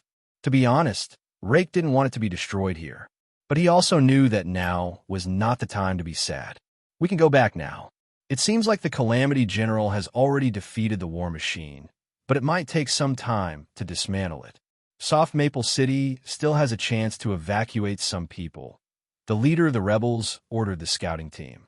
However, not long after he judged the situation of the battlefield, led his men into the forest and returned to Juniper Village. The storm machine that had been shut down began to deform again. Fortunately, the mayor who piloted the storm machine had memorized all the contents of the storm machine operation manual in advance. When the storm machine began to rust, he immediately thought of a solution. unlock the third battle module of the Storm Machine. Looking at the dog trainer who was walking toward him step by step, the mayor grabbed the leather rope with both hands and pulled with all his strength. The battle engine was instantly adjusted to the third gear, and more surging energy gushed out from it, activating every part inside the Storm Machine. The indicator of the fuel gauge on the control panel in front of the mayor immediately dropped by more than a third. High-temperature electric arcs surged on the Storm Machine, and dense small holes appeared on the surface of the armor. A large amount of light green oil seeped out of the holes. As long as this oil was contaminated with rusty metal, it would immediately undergo a chemical reaction to remove the rust. Just as the dog trainer had judged, this storm mech was not a cheap product. It was a high-grade product, specially made by the Wrench Family Munitions Factory for ancient Ramsey gnomes. Every storm mecha, such as this, was installed with a small amount of precious memory alloy that was traded from the Elder Axis, the arsenal where the Wonder Craftsman once mass-produced the Reapers. Not only could it record the enemy's various forms of attack, but it could also automatically analyze the most effective way to counteract such an attack. Apart from that, the Goblin engineers of the Wrench family also offered all kinds of strange items that could be used to decorate the mother of all ants of the Fermi ant race in exchange for the secretions of the ant nest. They also traded with the green jade garden built by the Yakon god race in the mechanical realm in Mountain Paradise and obtained the construct plant gels. They mixed these magical materials together and made all kinds of protective coatings for the storm mechanical armor. Normally, these precious consumables would not be used. Only when the storm mechanical armor was fatally damaged by spells and the pilot activated the Level 3 combat module would the coating materials be activated by the special radiation energy emitted by the engine. Then, according to the judgment made by the memory alloy, different coatings would be released to solve the current problems. For example, after the storm mechanical armor was hit by the dog trainer's strong breath of the rust monster, the light green oil that was specially used to reverse the situation of rust surged all over the storm mechanical armor, making this war machine immune to this spell effect for a period of time. In other words, the storm mechanical armor had regained its vitality at this moment. As long as there was enough fuel and the engine did not stop, it could continue to fight. Damn it! Seeing the light green oil dripping all over the storm mechanical armor, the dog trainer immediately thought of the reason. In the ancient war, because this general lacked more spells to attack, he had been tortured by the storm mechanical armor that was revived with full health on the battlefield. The memory of being pressed to the ground and rubbed against it was really deep in his memory, and it had not faded at all for thousands of years. So, the general turned his head and ran in the direction of Soft Maple City. The Emperor ordered him to attack Soft Maple City and rescue Soul Search, who had been captured. Just now, because of his prediction of the pilot, although the mayor was indeed not a qualified pilot, he really had the storm mechanical armor operation manual memorized backward. There was a problem causing the storm mechanical armor to change its main target.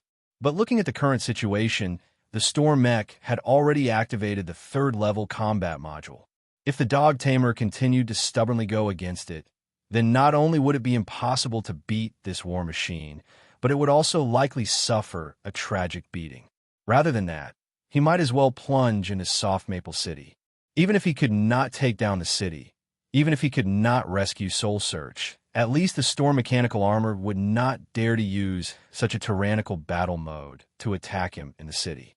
Otherwise, the dog trainer would certainly fail and even die again, but Soft Maple City would probably not continue to exist. At that time, without this supply base and the regular supply of fuel, the storm mechanical armor, no matter how powerful it was just a toothless tiger at the mercy of the generals. And his failure this time would not be blamed too much by the Emperor. However, not only did the battle enlighten the dog trainer's mind, it also allowed the fat mayor to grow a little. Although he was still a not very skilled mech pilot, at this moment he could roughly determine the purpose of the general in front of him to attack Soft Maple City. We must not let him enter the city. The storm mechanical armor has activated the Level 3 combat module. If we fight with him in Soft Maple City, the entire city will probably be destroyed. Without the support of various materials in the city, this storm mechanical armor will become a one-off consumable. Looking at the fuel gauge, the needle showed that there was less than half of the fuel left. The mayor gritted his teeth and quickly pushed the two joysticks in front of him. The storm mechanical armor's two legs, which had been retracted into its body, stretched out on the ground, and the war machine immediately leaped into the air. Then, the armor in front of the storm mechanical armor revealed a brand new launch port. Hunter's tongue. As if to encourage him, the mayor shouted the name of a rather Chinibu move written in the operation manual, accompanied by a loud bang. A thick bolt with a chain instantly shot out from the launch port. With a poof, the bolt pierced through the dog trainer's shoulder blade, and the huge thrust even threw the general to the ground. After hitting the target, the gears inside the storm mechanical armor turned the winch and pulled the general to itself. At the same time, a large amount of light blue liquid flowed along the chain into the dog trainer's wound. In order to stop the general's movement, the mayor had to once again consume the coating material that he could not replenish at the moment. He injected a strong anesthetic that was specially used on the general and could temporarily weaken their strong physique into the dog trainer's body. As the chain was pulled, the 8 mechanical arms with wheel saws that appeared before once again appeared beside the storm mechanical armor. Buzz, buzz, buzz, chi, chi, chi. Chapter 681. The appearance of the storm mech caused a new change in the situation. After seeing the dog tamer dismembered into pieces and only the head of the blazing shadow beast desperately brought back, the people of Soft Maple City seemed to have found their backbone. As the pilot of the storm mech, the fat mayor was in the limelight for a while. All the candidates who wanted to run for the next mayor had become deserted during this time, and the previous group of supporters seemed to have completely forgotten about them. The full alliance of the Ramsey people will start with us.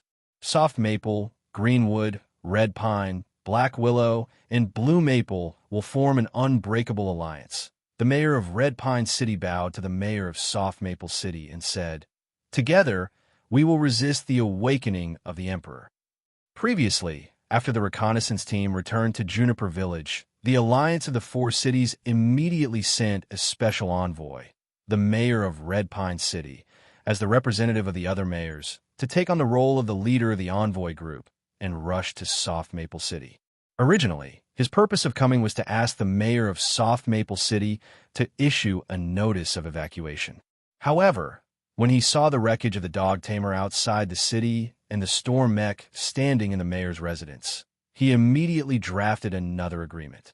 After all, based on the current situation, Soft Maple City no longer seemed to be the one that needed to be saved. I agree with your suggestion. The Emperor and his generals are the enemy of all Ramsey people. The fat mayor of Soft Maple City couldn't help but boast. However, his mind was still clear. He knew that a city and a storm mech alone could not resist the power of the Emperor. The alliance of the 5 cities is imperative, and this alliance will continue to be promoted. Hearing the affirmative answer, the mayor of Red Pine City did not immediately cheer. This was something he had expected. The more important question was what the mayor of Soft Maple City wanted. That was the prerequisite for the establishment of the alliance. First of all, I want to thank everyone for coming to help.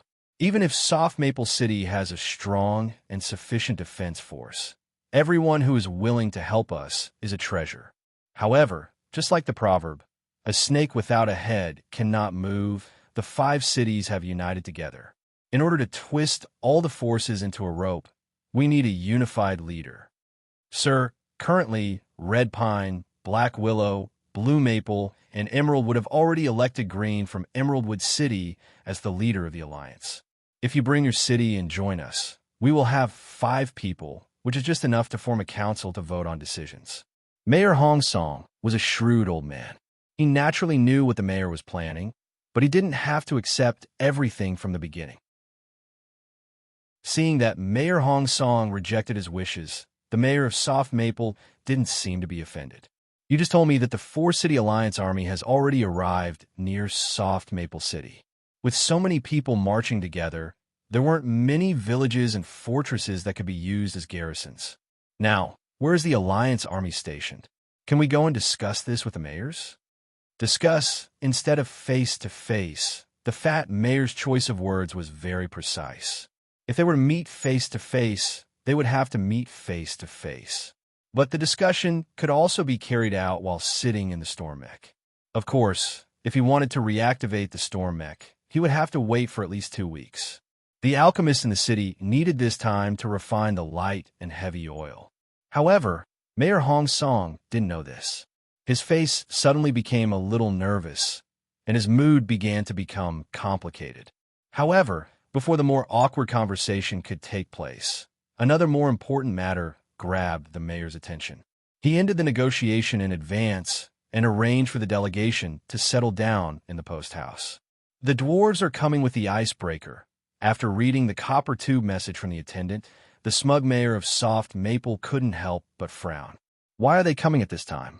Does it have anything to do with me digging out the storm mech? On the sea north of Soft Maple City, a pointed ship made entirely of metal was moving at full speed. Its hard and sharp bow was moving on the ice. Relying on its own weight, the icebreaker crushed the ice and then moved forward for a while. In this way, the dwarf icebreaker bit by bit gnawed a passage on the frozen sea and drove to the jetty next to Soft Maple City. Then, the ship anchored.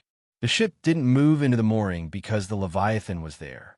For safety reasons, the dwarf icebreaker didn't want to get close to the behemoth. After the ship stopped, the icebreaker only lowered an ice sled.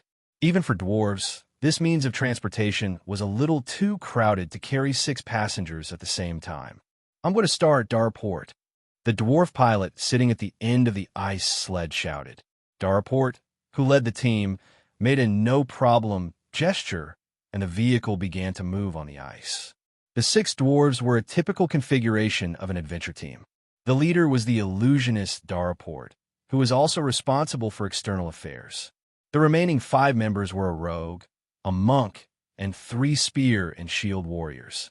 They were a special investigation team sent by Dwarf Island to Soft Maple City to investigate the 2 unusual events of the Emperor Resurgence and the storm mech unearthed. In addition, there was a dwarf mechanical Chocobo cavalry unit and 3 steam turbine tanks on the icebreaker. They were waiting for Daraport call and were ready to land in Soft Maple City to solve the problem. That ship next to it is really big. It doesn't look like a Ramsey creation at all. The dwarf wanderer sitting on the ice sledge observed the Leviathan with a pair of binoculars hanging on his chest. He said to his companion next to him, "It looks like a ship produced in the Dwarf Island shipyard. It doesn't have so many sails, but it does have a tall chimney." The one listening to him was a spear and shield warrior. Then when you go back, you can go up and see if you can find the nameplates left by the craftsman. Out of his understanding of his old friend, the spear and shield warrior knew that as long as he instigated him, the other party would most likely do something. But you have to be careful.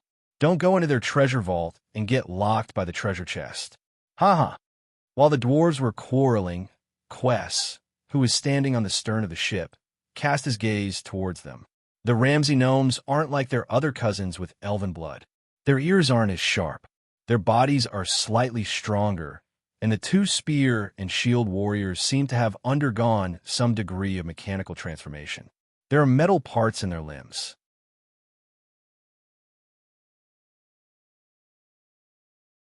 In other words, they seem to lack the intrinsic drive of gnomes that Gale Shimmer advocated. Even if Keyes could not see the whole picture, he still benefited from the detailed research he had done on the dwarves of the Ramsey Plain when he was investigating STEM. Therefore, he came to the conclusion that Ramsey's dwarves were gradually deviating from tradition, and their creativity was gradually being castrated.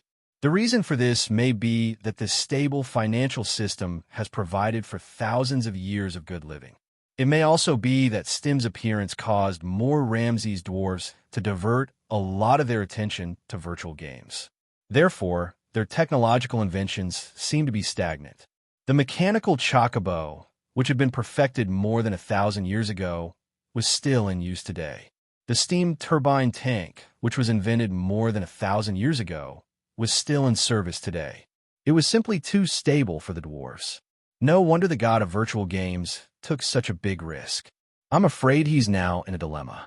Suddenly, Keyes had a flash of inspiration. He seemed to have guessed the possible reason why Stim took the initiative to participate in the Blood War. With the continuous promotion of his game, the souls of the Ramsey Plains dwarves have begun to gradually lose their vitality. The faster the virtual games are promoted, the lower the unit value of the Ramsey's dwarves' faith will become. Stim is now most likely in a difficult situation. And this was indeed the case. As the original god of Ramsey, Stim took less than 200 years to develop to a weak divine power. For a god, it could be said that his progress was astonishing. However, in the 100 years since then, his path had become narrower and narrower. Most of the time, he even had to be vigilant against the loss of faith caused by the decline of the dwarf population, which led to the risk of his divinity being downgraded. It was for this reason that Stim took the initiative to attract believers of other races. He went to other planes to compete with gods like Cord for certain priesthoods so that they could be included in the scope of the virtual games. He also went to the Abyss to take part in the Blood War. However, the problems of the gods still had to be solved by the gods themselves. The ordinary Ramsey dwarves still did not realize that their behavior was different from that of normal dwarves in other planes. They still did things their own way. On this point, the investigators sent by Dwarf Island were incisively and vividly demonstrating.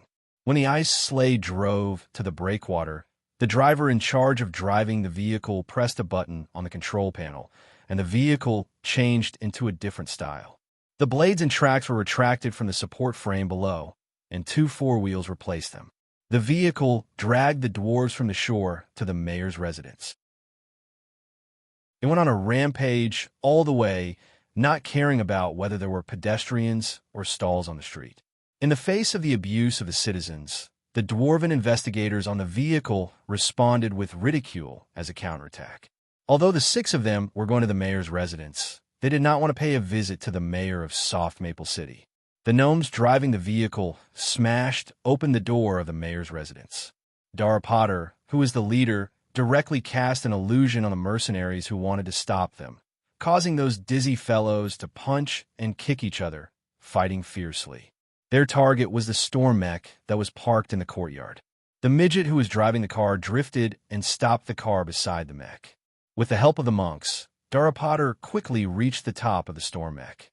The illusionist took out a cylindrical key from his pocket and directly stuffed it into the beast mouth-shaped keyhole used to open the storm mech. As he chanted a specific incantation, the key immediately changed shape and tightly blocked the keyhole. After doing this, Dara Potter clapped his hands and breathed a sigh of relief. Before they set off from Dwarf Island, the master craftsman had told him to control the storm mech before he started the investigation, and then he could interrogate the human mayor. Therefore, as soon as their investigation team arrived at Soft Maple City, they rushed to the location of the storm mech as fast as lightning. Using this secret control key passed down from ancient times, they temporarily locked the storm mech and did not let it be activated again. However, whether it was Dara Potter or the master craftsman, they did not realize a problem. Normal dwarves who were traditional in science and technology would never think of controlling a technological product and not letting it be used by others. Even if the technological product could be a dangerous weapon, a normal dwarf would most likely choose to invent something even more dangerous to defeat the original product. Chapter 683. It can't be wrong. He doesn't have many coins left. Daraport pulled out a 7, spread it open, threw away a 3, and stared at the only card in his hand. Why do you say that? The dwarf wanderer called him by the illusionist asked. Every time you have no money, your face looks like a corpse, and you can't even open your eyes. A spear and shield warrior joined in the ridicule. Ha ha ha! Looking at the dwarf investigation team playing cards, the mayor of Soft Maple could not help but feel speechless. They had come here, defeated 4 or 5 mercenaries, and angered at least 3 or 4 strong men who were used to living on the edge of a knife, and now they were still in the mood to play cards. In fact, if he knew what the dwarves had done, he was afraid that the dwarves would have offended one more person.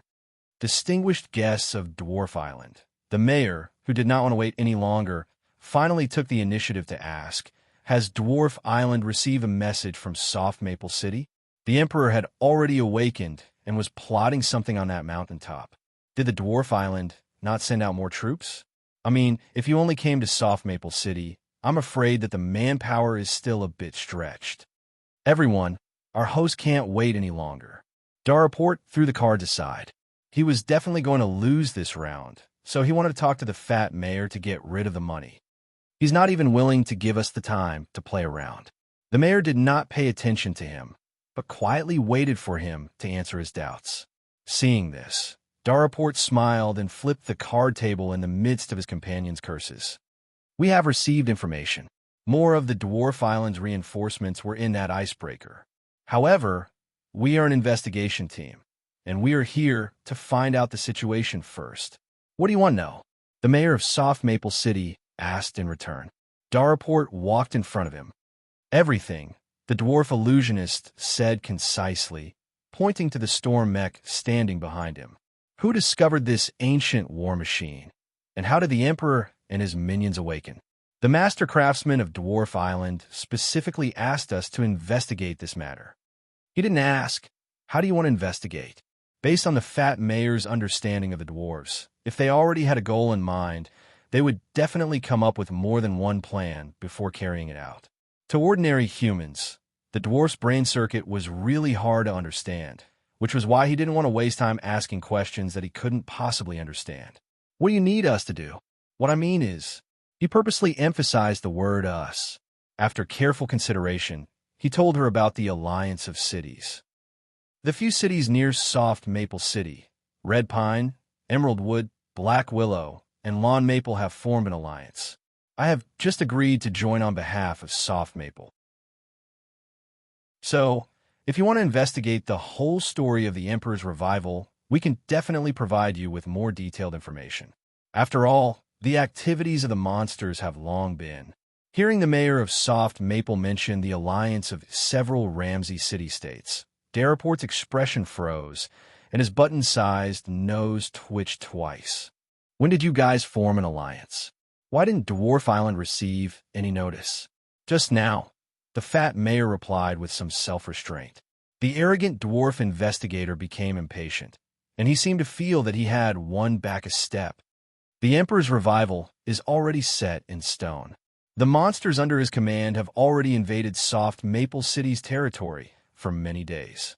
If the cities don't unite, I'm afraid we won't be able to hold on for long. That's what we need to investigate," Daraport shouted in a sharp voice. "Without sufficient evidence, how can you determine that the Emperor has awakened? Perhaps the ones entrenched at the protrusion are just a group of rebels, ordinary monsters." Originally, he wanted to say rebels. The Ramsey dwarves often believed that the rebels of the human city-states were the culprits behind all the chaos, and that all the bad situations were caused by these disruptors.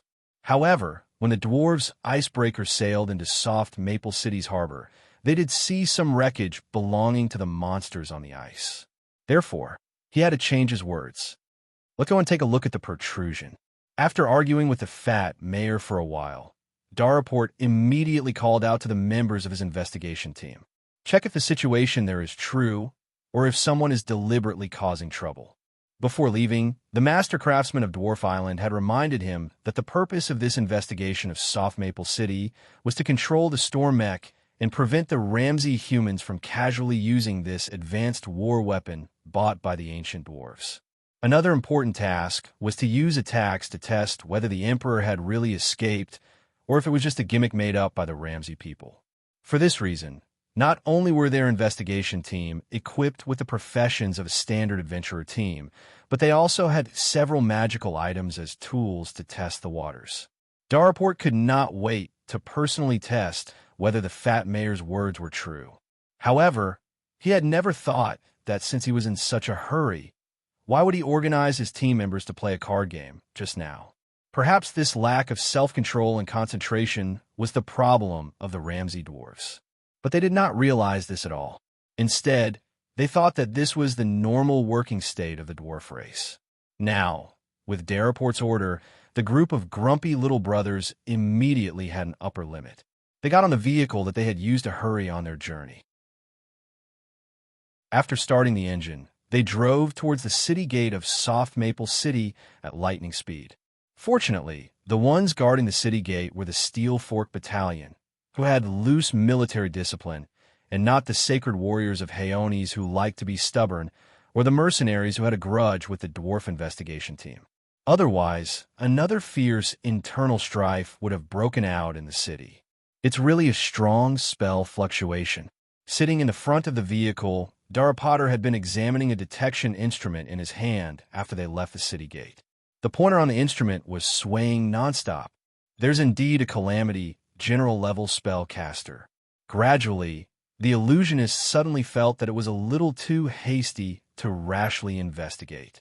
After thinking about it, he took out a handful of fluorite powder from a small pocket on his body and then sprinkled it on the dwarf's vehicle. Soon, the entire car, including the 6 members of the midget investigation team in the car, disappeared in an instant. This should be enough. Chapter 684. Shirgu felt uncomfortable staying in the incubation site. He was a hunter, not a guard. However, the Emperor ordered him to do so, because his wife, Soul Search, Dog Tamer, Fool's View, Incarnation, and Leopard Man were all not around him, and the remaining Calamity Generals had not been found and awakened yet. Therefore, even the ancient ruler of Ramsey had to condescend to personally resurrect the Dog Tamer who had been cut off by the Storm Reaver with only a head left. In this way, it was not too much to ask Shirgu to guard. The Emperor stood next to the round table in the center of the incubation site, where the statue of Hierones was originally placed.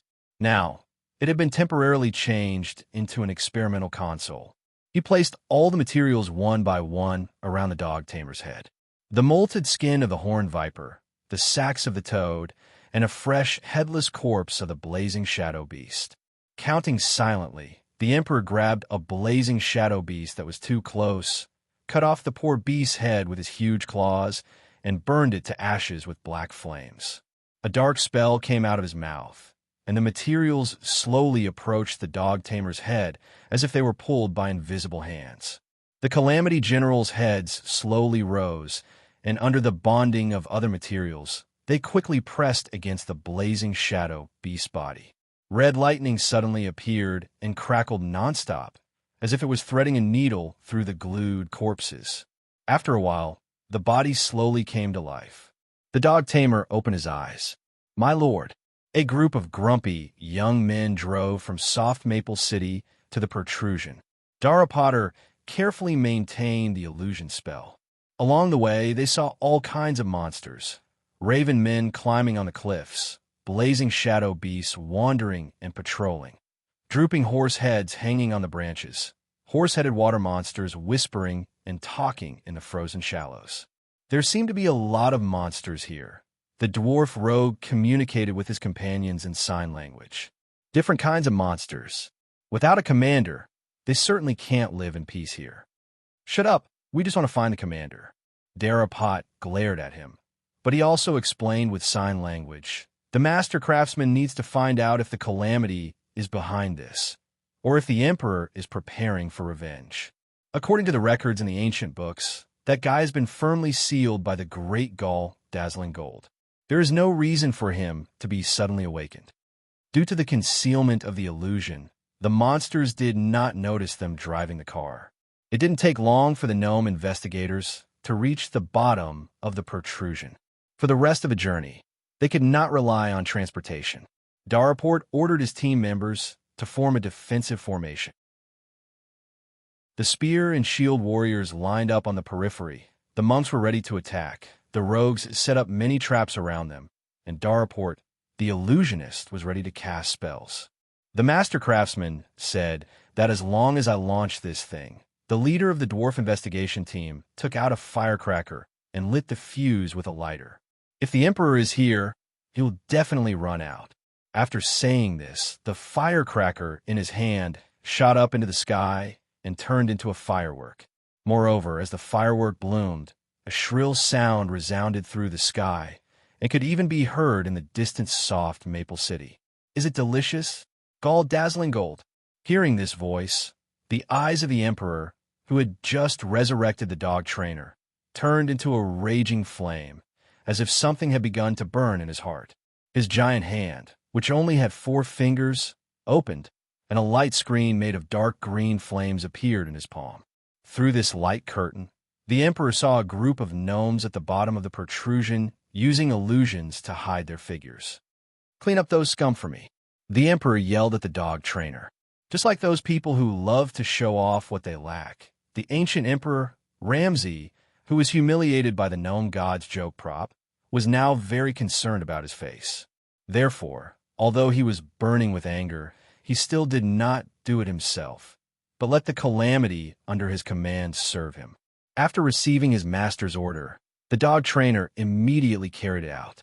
He did not even have time to change back from the blazing shadow beast figure and rushed directly out of the monster hatchery. Sharp claws extended from his strong limbs, and he quickly ran on the cliff of the protrusion as if he was running on flat ground, toward the gnome investigators who were looking forward to a response. "It should be coming for us." Potter's eyes were very sharp.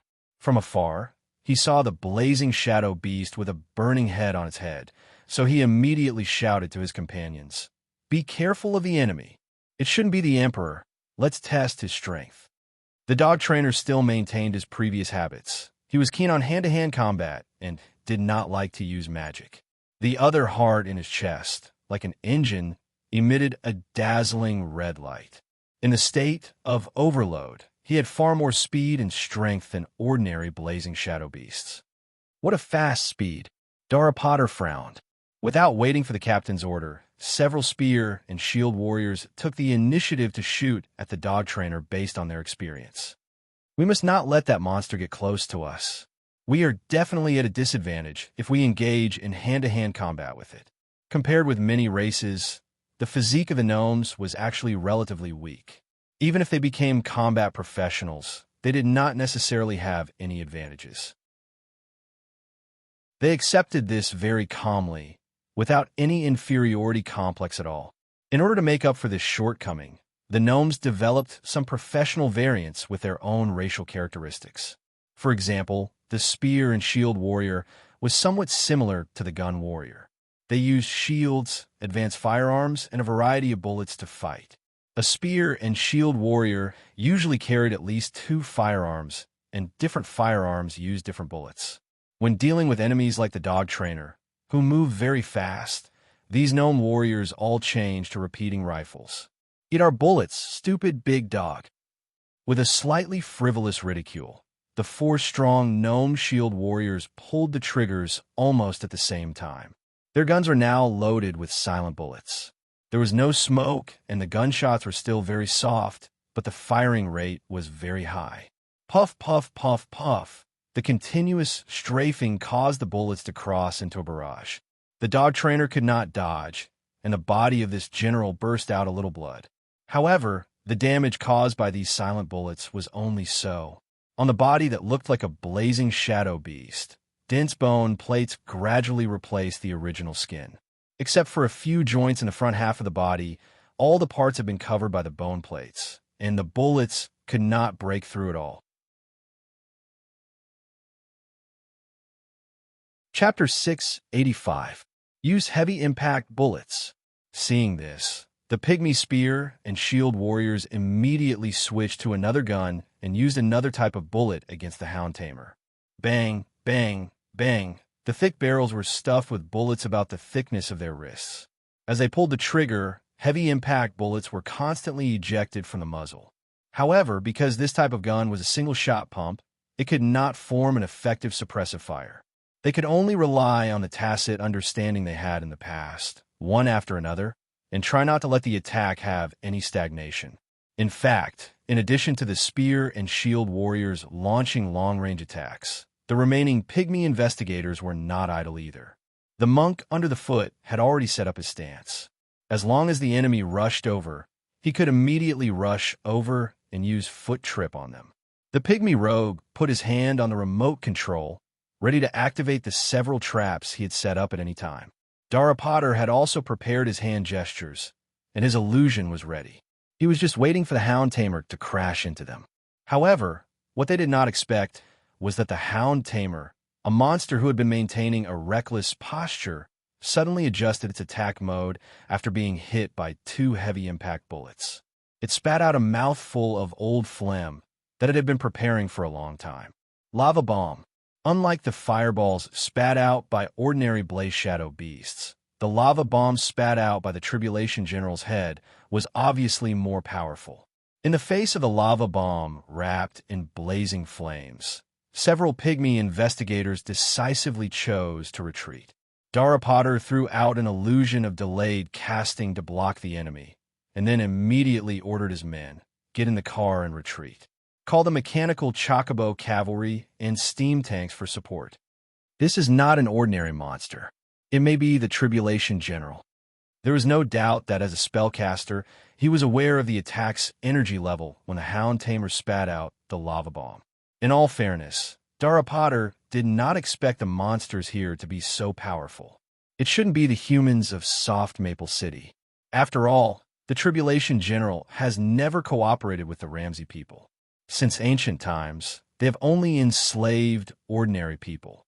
As early as in Soft Maple City, the Pygmy Illusion Mage had secretly checked the mayor and found that the mayor was not under the spell's control. Now, the possibility of them lying about the military intelligence and mistaking the gathered monsters for the generals and emperors was ruled out. Then, there was only one reasonable explanation left. The emperor has been awakened by the tribulation. Daraport shouted this sentence through the walkie-talkie as soon as he got in the car. We asked for support. He concisely stated his needs and then gave his own speculation.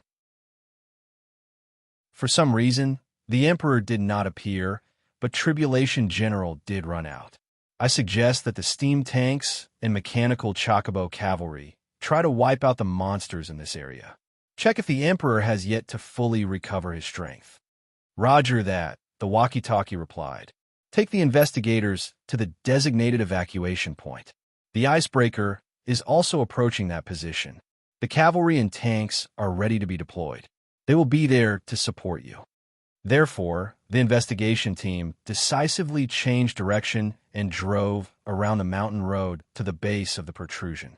As they traveled on the ice, their vehicle turned into an ice sleigh. There's movement at the protrusion. Standing at the top of the mast, Brock wrapped himself in a cotton-padded jacket. The desert elf was somewhat unaccustomed to the cold weather. The pygmy icebreaker is also moving. In fact, after the pygmies began to move, the Leviathan quickly pulled out its anchor and followed. As the icebreaker cleared the sea ice, the Leviathan sailed smoothly and soon approached the pygmies' icebreaker. Warning, the rear ship is close to the alert distance. The loudspeaker on the icebreaker sounded. If you cross the safe distance, we will take the initiative to attack you. This is the first and last warning. Next time, we will directly open fire. Hearing the word open fire, the crew on the Leviathan could not help but grin.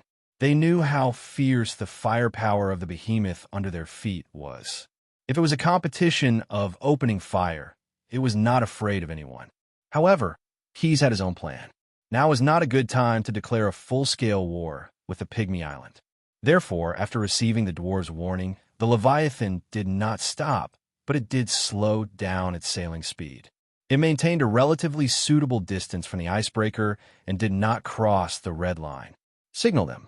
Standing at the bow of the ship and staring at the pygmy icebreaker in the distance, Keyes used his psionic power to communicate with Brock, who was standing at the top of the mast.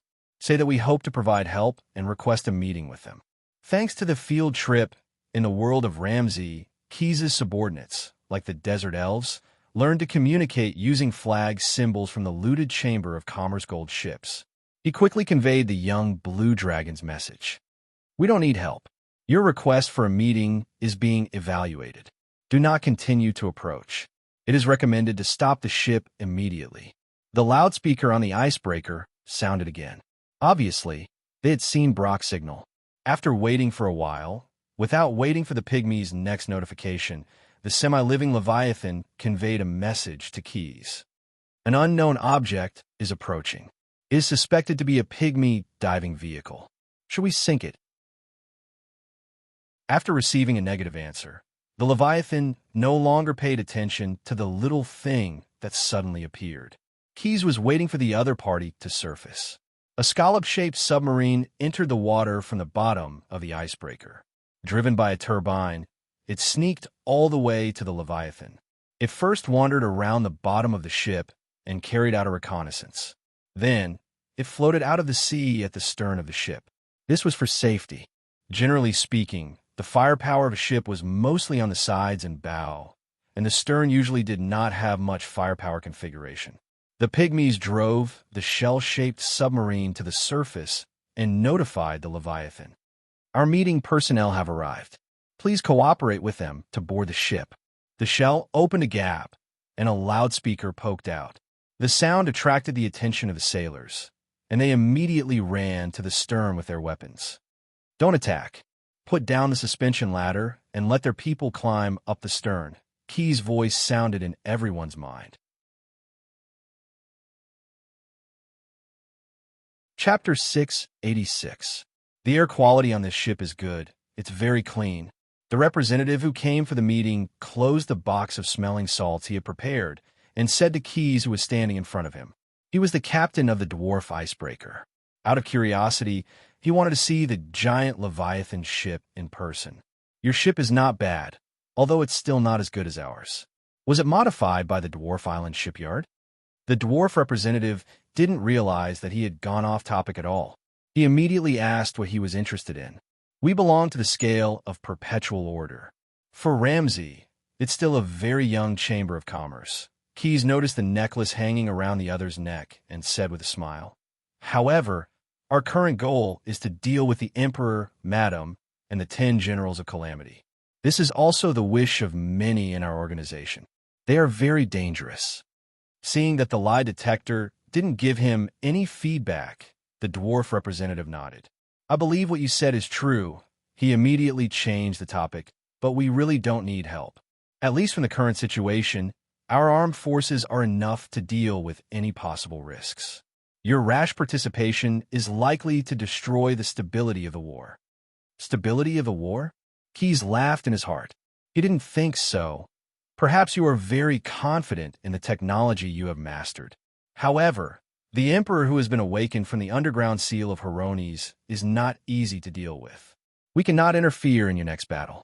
I only hope that the mechanical chocobo cavalry and steam tanks are strong enough. As he spoke, Keys pointed at a team on the ice in the distance. They were meeting at the top of the ship's stern.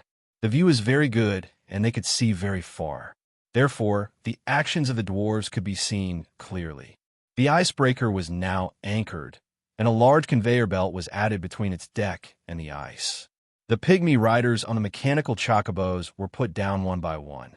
About 200 riders formed a wedge formation. Then, with a rumbling sound, 3 steam tanks also landed on the ice through the conveyor belt. Based on the scale of the war in Ramsey, this was indeed a relatively powerful army. Not to mention the 3 steam tanks that could be considered mobile fortresses, just the mechanical chocobo cavalry alone was enough to make a human city's cavalry look down on them.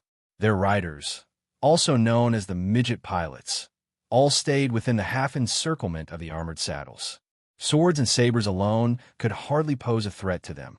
The robotic chocobos they controlled were not only faster than horses, they also had sturdy metal beaks and sharp metal claws. In a direct confrontation, they could easily tear apart a human rider on horseback. Apart from that, the midget riders were also armed with firearms. They didn't even need to rush in front of the enemy to shoot out a torrential rain of death.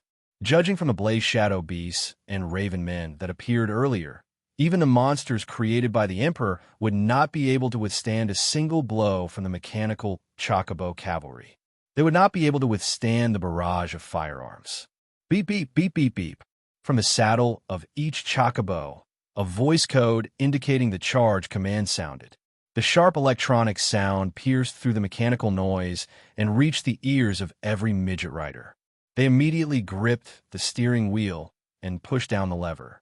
Clatter, clatter, clatter, clatter, clatter, clatter. The anti-skid pads on the feet of the robotic chocobos made contact with the ice, making a strange stomping sound. They formed a wedge-shaped formation, each rider maintaining an almost equal distance from each other as they sped across the ice. These riders were faster than the steam tanks, so they had to first meet up with the midget investigation team and protect their compatriots. Then, they would consider how to coordinate with the steam tanks to push forward and destroy all the monsters. Because the protrusion was not far from Maple City, and because the robotic chocobos were moving at full speed, they quickly saw the investigation team members who were also moving at lightning speed. The midget cavalry showed that they were well trained. They quickly split into two groups and let the ice sleds that Dara Potter and the rest were on pass before the formation closed up again. The one who chased after the midget investigation team was the dog trainer, and he had a few dozen blazing shade beasts behind him. Seeing the cavalry appear in front of him, the general immediately stood up. His body suddenly transformed into a strong human form, and a whip appeared in his hand. He smashed the whip in his hand heavily on the ice, making a crisp paw sound. Ice shards shot out wantonly. All the blazing shade beasts stopped in their tracks at the same time. They understood the command in the crack of the whip and quickly formed a loose formation. When facing a charging cavalry, it was never wrong to stand in a loose formation. Seeing this, the leader of the pygmy cavalry could not help but laugh out loud. Let them see how our mechanical chocobo cavalry charges. His words were transmitted to the ears of every pygmy cavalry through the communicator. As the riders adjusted the steering wheel, the original wedge-shaped formation instantly changed, turning into a long snake with a slight arc. They aimed their guns at the blazing shade beasts and pulled the trigger as they controlled the robotic chocobos to move forward slowly. Unlike the guns in the hands of the shield and spear warriors, because the mechanical chocobo had an additional support structure, the guns of the riders were all large-caliber weapons. Every time a bullet was fired, the sound of a hammer hitting an anvil would be heard. When these bullets hit the blazing shade beasts, a large chunk of flesh was shaved off with each hit. Although the monsters dodged quickly, as the robotic chocobos approached step by step, more than a dozen monsters were shot in the head. The dog tamer did not seem to be able to do anything about it. The Calamity General had thicker skin. When the bullets hit the lava armor on his body, the most they could do was to shatter some fragments. Or it could be said that he was more agile. It was difficult for the pygmy riders to aim their guns at his body that was constantly circling around. However, this was actually just one of his schemes. After the robotic chocobos took more than 30 steps, the thick ice beneath their feet suddenly shattered into pieces. Tentacles covered in scales reached out from the holes in the ice and wrapped around the midget cavalry and their mounts, dragging them down the ice. The engines of the robotic chocobos were instantly extinguished by the seawater, and all the midget riders were trapped in their saddles. Gurgle, gurgle. The holes in the ice kept bubbling, as if they were telling the story of what happened under the water. Chapter 687. The monster that attacked the mechanical chocobo riders was a skura. When the Emperor created the blazing shade beast, he accidentally created a variant of the blazing shade beast. Its upper body had 6 jackal-like heads, and its lower body was completely made up of tentacles. After the hatchery created hundreds of blazing shade beasts, in order to not waste anything, the Emperor gathered the defective products that could not survive the transformation of the blazing shade beasts and molded them into a skura. Similarly, this monster was handed over to the hound tamer to command. If it was on land, skura would not stand a chance against more than 200 mechanical chocobo riders. Before it could even use its tentacles to entangle the enemy, it would be riddled with bullets. But when it came to underwater sneak attacks, skura was definitely an expert. Not only could it use the tentacles on its body, but it could also use spell-like abilities similar to Evar's black tentacles to create thousands of tentacles to end the enemy. unless the enemy had the ability to breathe underwater like it did. But obviously, when designing the mechanical chocobo riders, the gnomes did not take underwater combat into consideration. The gnome riders all drowned to death. Damn it, what is that thing? Dara Potter sat on the ice sleigh, urging the warrior driving it to speed up as he was shocked. He did not expect the enemy to have an underwater monster, and the death of the mechanical chocobo riders made the gnome's heart ache even more. After all, they were his own kind, and Dara Potter could name many of them. We have to inform the steam tanks. If they encounter the monster on the ice, they will be dragged into the sea. The gnome rogue and the investigation team immediately picked up the communicator, signaled to the captain, and began to contact the icebreaker. However, before the icebreaker could respond, they saw the 3 steam tanks galloping on the ice. Immediately afterward, the same scene happened again. Skylar ambushed the 3 steam tanks under the ice.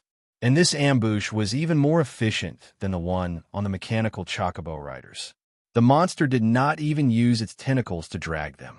It merely cut through the ice, and the 3 tanks sank to the bottom of the sea due to their own weight. Full speed ahead, return to the icebreaker. Dara Potter could not help but shout. But at this time, their ice sleigh was firmly held in place by a long whip. The hound tamer caught up. The General of Calamity was now in human form. He stood barefoot on the cold ice, leaving deep footprints under his scorching feet. The Emperor said, the General of Calamity's eyes flashed with fire. You scum must die here. A strong current of electricity suddenly surged out, and the gnome investigators on the ice sleigh was immediately electrocuted. Dara Potter rolled off the ice sleigh. But the warriors were warriors where warriors were not so lucky. All of them were electrocuted to the point that they lost their senses. Their bodies were penetrated by the electric current and emitted a charred smell. Honey, pawnbroker, sugar mouth, old fudge. Dara Potter muttered his friends' names in pain. But given the current situation, he had no time to grieve. He could only run away with the help of the gnome rogue and the monk. Looking at the approaching enemy, Dara Potter suddenly stopped. He shook off his 2 companions who were supporting him and said, "Leave me here. You 2 quickly go back and report the situation. Tell the master craftsman that the Emperor is likely to be plotting something, and we must act decisively. Go." After that, the gnome illusionist rushed to the hound tamer who was chasing after him. With a bloody dwarf head in his hand, the hound tamer walked to the front of the Emperor. Shirgu stood aside and looked at him with jealousy and envy in his eyes. A hearty hunt, this should have been my honor. However, the hound tamer could not hear his inner complaints, and the Emperor would not care about the thoughts of a mere subordinate. The ancient slave owner took Dara Potter's head from the General of Calamity. Black flames spewed out from his palm. Those flames erased the gnome illusionist's facial features, skin, and flesh. In the end, only a pale skull was left in the Emperor's palm. He held this toy and handed it back to the hound tamer. This is the mystical item that I've bestowed upon you. It's called the humiliation of the gnomes. Obviously, the Emperor had also come up with this name on the spur of the moment. However, this name was very consistent with the function of this mystical item. It can cast an illusion spell 3 times a day. If the target of the spell is a gnome, then using it to cast a spell has a very high probability of causing that gnome to suffer from bleaching. The so-called gnome bleach was actually a genetic disease unique to the gnomes. This disease would continue to cause a sick gnome to lose pigment and eventually even endanger his life. Few gnomes could survive this disease. Even if they survived, they would become a gnome without a sense of humor. For creatures like them, it was worse than death. Thank you, my lord. The hound tamer excitedly accepted the reward. Although this strange object was made by the Emperor on a whim, for the hound tamer, it was tantamount to a magic weapon that could make up for his casting shortcomings. Being able to use 3 more spells a day would undoubtedly increase his strength by a lot. The Emperor was quite satisfied with the hound tamer's performance this time. This General of Calamity, who was often known for his bravery but not his wisdom, made good use of the monster Skylar in this hunting operation. Almost without bloodshed, he almost wiped out a large number of cavalry on Nome Island, 3 steam tanks, an investigation team leader that the Nome Island wanted to protect. The Hound Tamer seems to have grown some brains, the Emperor thought to himself. If he can gain some wisdom every time he dies, then I can let him die a few more times. In fact, the Emperor was right. The change in the General of Calamity was indeed related to his resurrection after his death. But if he was killed and resurrected again in the future, then the increase in wisdom would not be too much. After all, Leviathan creatures also had their own upper limit of intelligence. Yes, the current Hound Tamer was actually a Leviathan creature. The blazing shadow beast that the Emperor killed casually and used to graft the General of Calamity's head was originally transformed from Weather, the head of the thieves in Soft Maple City. Keyes had already implanted Leviathan's body tissue in his body. After connecting the Dog Tamer's head, the Leviathan organization immediately occupied the other party's head. Chapter 688. The Pygmies lost half of their crew, allowing Keyes to successfully wedge a nail into the Emperor's heart. It had to be said that this deal was really worth it, of course, only for the latter. At the same time, for the third party of this deal, this was not news worth celebrating. The Pygmies' icebreaker left. The fat mayor of Soft Maple City wailed and slumped in his seat like a deflated balloon. 3 hourglasses ago, he was still full of confidence that he had the storm mech and was prepared to use it to seize the throne of the Alliance leader of the 5 cities. 2 hourglasses ago, when he discovered that the switch of the war machine was locked, he felt uneasy, and now he knew that the dwarves had taken the initiative to retreat. The only thing that existed in his heart was fear and helplessness. Like the people who drowned before, he wanted to do his best to grasp even a straw. Go and invite the mayor of Red Pine City, the fat mayor said to his attendant. Tell him that I decided to support their previous election results. Let them quickly take the army and station in Soft Maple City. Empty the houses and the communities around the city wall and prepare barracks for the army. Now that he had lost his confidence, there were not many obstacles in the negotiation. Mayor Red Pine left Soft Maple City with a stack of promises and quickly rushed to Juniper Village to share the news with the other leaders of the 5 cities Alliance army. When the sun set in the west, a mighty army came out of the dense forest, flags fluttering and momentum high. The gate of Soft Maple City had been sealed, so the army could only enter through a small gate at the corner of the city wall. It took a lot of effort to reorganize the ranks, and they were all stationed in this precarious city. The fat mayor fulfilled his promise, and the houses in several blocks near the city wall were vacated, and the citizens who originally lived there were driven out. However, they were not homeless. The rich merchants who fled before left a lot of big houses, enough for these people to live in. At least there were as many beds and roofs as they wanted. In his own mayor's residence, the mayor of Soft Maple City had a meeting with the mayors of the other 4 cities. In order to boost his confidence, he even specially asked someone to invite Quest down from the Leviathan battleship. Everyone, this is our ally, the plenipotentiary of the scale of perpetual order, Mr. Keyes. The fat mayor arranged a seat for the young blue dragon, sitting next to him. Previously, because the paladins needed to be stationed in Soft Maple City, the guards of Heroni's prayer priest were provided by Mr. Keyes.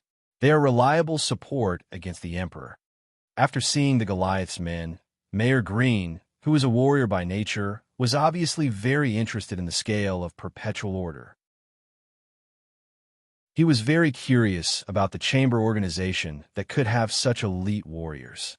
Let's be open and speak.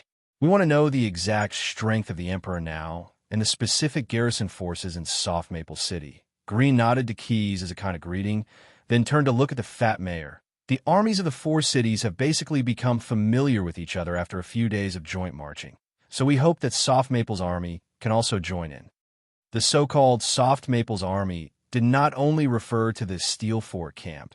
The mayors of the other cities also generally understood the family of their old neighbors. They were very clear in their hearts what the garrison of Soft Maple City looked like. Therefore, They were not too interested in the army that could only suppress the civilians, seize the wealth of some smugglers, and at most fight a favorable battle. What Green and the others were really interested in was the mercenary army of the mayor of Soft Maple City. As for the troops of the Herones paladins, just like the other reinforcements sent by the temple, these troops listened to the orders of the temple's priests on duty, and it was not up to them to command and deploy. The Steel Fort camp of Soft Maple City has a history of 600 years, a full strength of 1,000 people, and now there are actually about 500 people. The fat mayor was actually speechless about his own incompetent garrison. If it wasn't for the fact that he was worried that the officers would mutiny, he could have dealt with all of them by the law just based on the fact that they were not paid. I've hired a private army with a total of 253 people. Every one of them is an elite who has been through hundreds of battles. Those good lads, each of them can take on at least 10 people. When gambling, unless the last bet was made, one must not show one's cards. But now the mayor of Soft Maple City knew that he had no bargaining chips, so he could only choose a strategy: bluff. Mayor Green looked at the other mayors. The mayor of Red Pine City did not have any expression, while the mayors of Black Willow and Blue Maple slightly shook their heads. The combined forces of these four cities amounted to about 20,000 men, while the garrison of Soft Maple City was only able to provide a tenth of the total number of men. This group of old foxes would not believe in the nonsense of 1 against 10. Then, in addition to these troops, what war resources can Soft Maple City provide? Green thought for a moment and did not delve into the issue of the army. He did have a better view of the overall situation, so he was very clear that now was not the time to ridicule the mayor's administrative ability or the other party's character. We will certainly consume a lot of resources to fight against the emperor. Although Emeraldwood City has brought a certain amount of supplies, but if we fight a hard battle, those things are just a drop in the bucket. It was another question that the fat mayor almost could not answer. Soft Maple City still had no confidence in this regard. There were some weapons and equipment in the city's garrison warehouse, but those were old stocks that had been there for hundreds of years. Moreover, whether they could be used or not was another matter. Who knew if the previous officers of the Steel Fort camp sold them privately? As for other supplies, at present Soft Maple City's food was in short supply. Perhaps there were still some stored food in the homes of the citizens, but the city's large granary was indeed empty. Not to mention the war beasts brought by the Four-City Alliance. Just feeding more than 20,000 soldiers was estimated to last a day or two, and it was as generous as possible. Just as the mayor of Soft Maple City was racking his brains to find some words, Keys, who was sitting next to him, suddenly interrupted his words.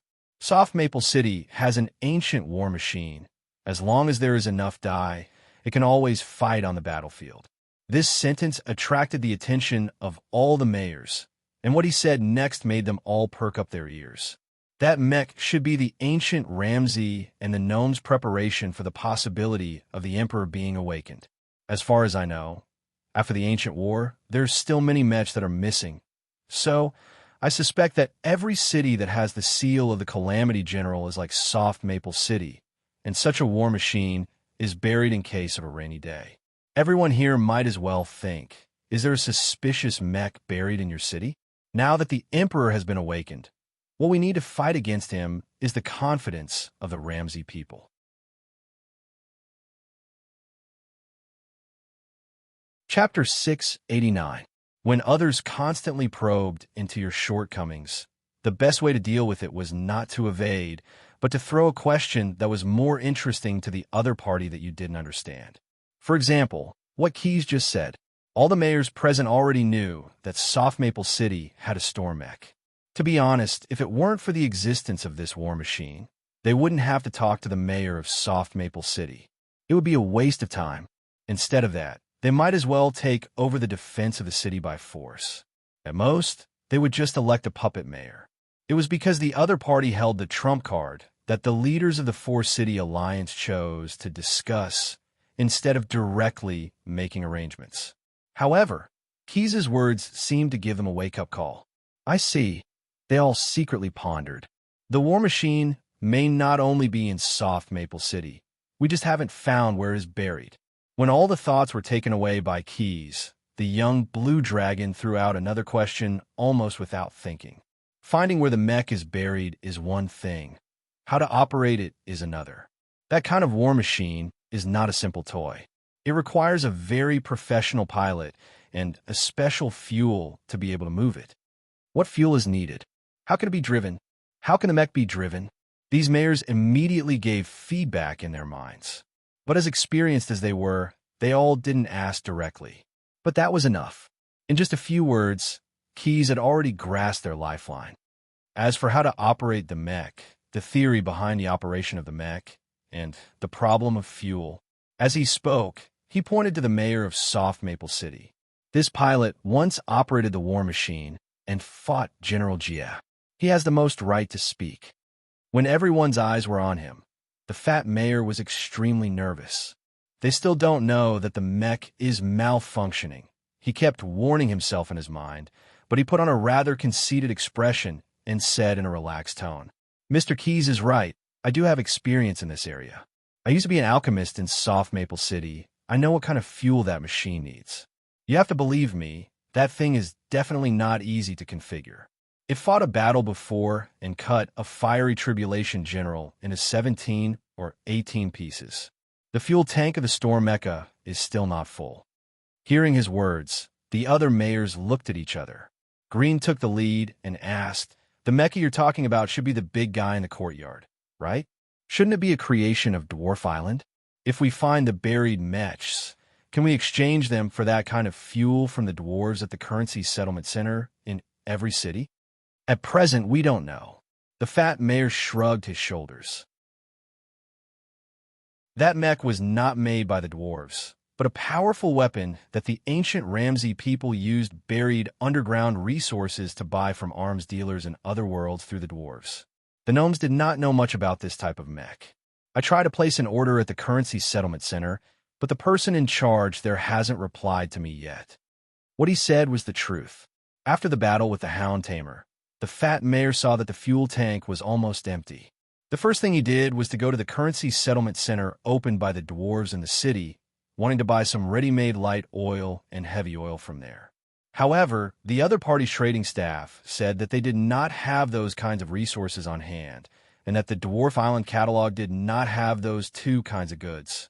Therefore, he had to mobilize the alchemists in Soft Maple City to use the remaining stock of black oil to hurry up and refine more light oil and heavy oil. However, there was not much black oil left, and they estimated that at most, they could only refine half of the alchemy products required. For this reason, the fat mayor was annoyed for a long time and wanted to take advantage of the Five Cities Alliance's opportunity to get some black oil from other cities. The mayors didn't comment on his answer. However, they did not think that the fat mayor was lying, because such a lie was too easy to see through. As long as they went to the currency settlement center in person and asked, they would be able to find out. However, it seemed that they did not have that much time. "Mayor," the mercenary leader broke into the meeting room. This tough man who could gouge out the arrowheads on his body with a knife had a pale face. "I'm afraid you can't continue the discussion here. There are many monsters gathered outside the city, a lot of them," he finally emphasized. When Keys and the leaders of the Five Cities Alliance walked up the city wall, the first thing they saw was an endless group of monsters. It seems a little strange, Keys thought for a moment, then shouted in the direction of the city wall tower. "Use the trebuchet and throw a stone 35 degrees to the west, about 800 yards. Hit the mark, don't miss it too much." Because the enemy had a large formation, at this time, not only were the Steel Four camp on the city wall, but the paladins and mercenaries also came to help. Under the command of an old mercenary, the projectile fired by the trebuchet accurately hit the designated position. Even from distance, Keys could hear a crisp pop sound. It was the sound of flesh and bones being smashed by the stone cannon. Then, everyone on the city wall saw that the monster army that was besieging the city suddenly lost a corner, like a moon cake that was bitten off. It turned out that the monsters were not real. Many of them were illusions. It's just a bluff. The mayor of Black Willow City saw this and said to several of his companions casually, They all agreed. They can create illusions.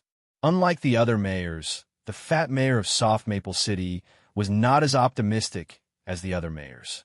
He took a deep breath and said, "There is at least one more type of monster. Those new monsters, what kind of creatures are they?" Soon, he knew the answer. Among the monsters, a short and ugly guy walked out. This ugly and hunchback creature had 3 glowing blue eyes, and greasy hair covered its head and back like a cloak. However, if one looked carefully, one could still see the shape of its face and ears before it was transformed. They're the dead gnomes. The fat mayor was secretly shocked. At the same time, he also understood why this monster had the ability to create illusions. It was the gnome's talent, but now it was used on the wrong path of destruction.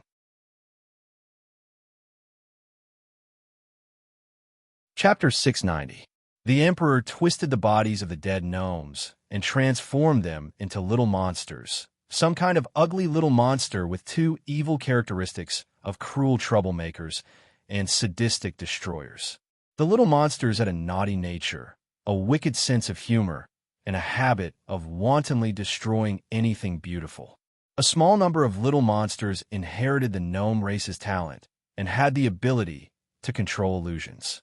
Creating a terrible illusion was as easy as eating and drinking. The rest of the less talented ones were stuffed into the bodies of mechanical chocobos and steam tanks by the Emperor.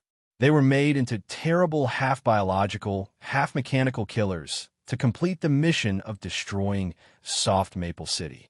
Since he was born in Demon's Grave, the Emperor was no stranger to this kind of mechanical transformation. He even optimized the performance of those mechanical creations to make them more powerful tools to attack Soft Maple City. The flesh and brains of the little monsters gave these tools the ability to think that they did not have before. This newly formed army was still handed over to the dog trainer to command by the Emperor. For a leader, it was the most reassuring to hand over a powerful armed force to a mindless subordinate. After getting this group of little monsters, the dog trainer immediately expressed his desire to avenge the humiliation. He volunteered to lead the new monster army to besiege Soft Maple City, vowing to destroy the city and rescue the captive Soul Search and Foolish Jian. Yes, the news of the unlucky, one-eyed eagle monster being captured had been investigated by the Emperor. As the creator of the Calamity General, no matter how far away, the Emperor could feel the vitality in the bodies of these subordinates. Just last night, Foolish Jian was on the verge of collapse due to Nera's devastation. Although he was very disdainful of his captive subordinate, now was the time to use people. He didn't need Foolish Jian's outstanding ability to sow discord. So he ordered the dog trainer to bring Foolish Jian back. It did not matter if he did not leave the corpse intact in the end. Anyway, the Emperor had a way to resurrect Calamity General. So, shortly after the army of Tsumu, Hong Song, Lanfeng, and Hailu entered Soft Maple City, the dog trainer led the army to surround the city. Calamity General directly ordered a few little monsters that could use illusions to disturb the enemy's morale. In this way, there was the scene of the endless monster army just now. In fact, the real number of the monster army was only 1/5 of what the illusion showed. Of course, this scale was enough to make Soft Maple City suffer. "We've brought spare parts for the city's defense weapons." Grim glanced at the mayor and said proudly, "There are 20 scorpion cannons and more than 10 large carts of artillery shells that can be used. Do you think? Quickly let the soldiers come up to the city wall to set up weapons." The fat mayor grabbed the hand of the leader of the 5-city alliance and said warmly, "In the past 2 days, the Emperor's army has repeatedly attacked and harassed us. A lot of weapons and ammunition in Soft Maple City have been consumed. This is all thanks to you." "What I mean is," Grim said as he pulled out his hand, "the monsters want to attack the city. Let our troops take over the defense of Soft Maple City for the time being. You can allocate the mercenaries and the Steel Fork Battalion to us." "No problem, no problem. You can use the lazy men of the Steel Fork Battalion as you wish. Even if you whip them, I have no objection." Seeing this situation, Grim no longer beat around the bush. "I'm talking about your mercenaries, the real elites. The Steel Fort Battalion can only be used as laborers to carry things. I want the group of real warriors. The fat mayor still wanted to say a few more words. In fact, he didn't want his mercenaries to listen to Grimm's command because they were the last force he used to protect himself. Without the group of mercenaries, his position in the city would have been precarious. They're going to attack the city. Ignoring the two mayors, Keyes' eyes were fixed on the enemy in the distance. Through the cover of the illusion, he saw the dog trainer standing at the back of the team. However, because it was still uncertain whether the Emperor had any way to monitor the battle. For the time being, Keyes couldn't use his psychic ability to directly contact the nail he buried. He could only wait for the right time. The dog tamer, or rather, he who wore the skin of a dog tamer but was actually a Leviathan, had the same idea as Kith. Even when he saw the ruler standing on the city wall, he was still expressionless. Enchanted steam tanks bombarded the city wall. Along with the sound of a whip, the Hound Tamer ordered the demonized steam tank that had fused with the little monsters. As soon as the order was given, 3 tanks with 3 turrets drove out from the group of monsters. Between the gaps of the steel plates, there were many cylindrical protrusions in the shape of mushrooms.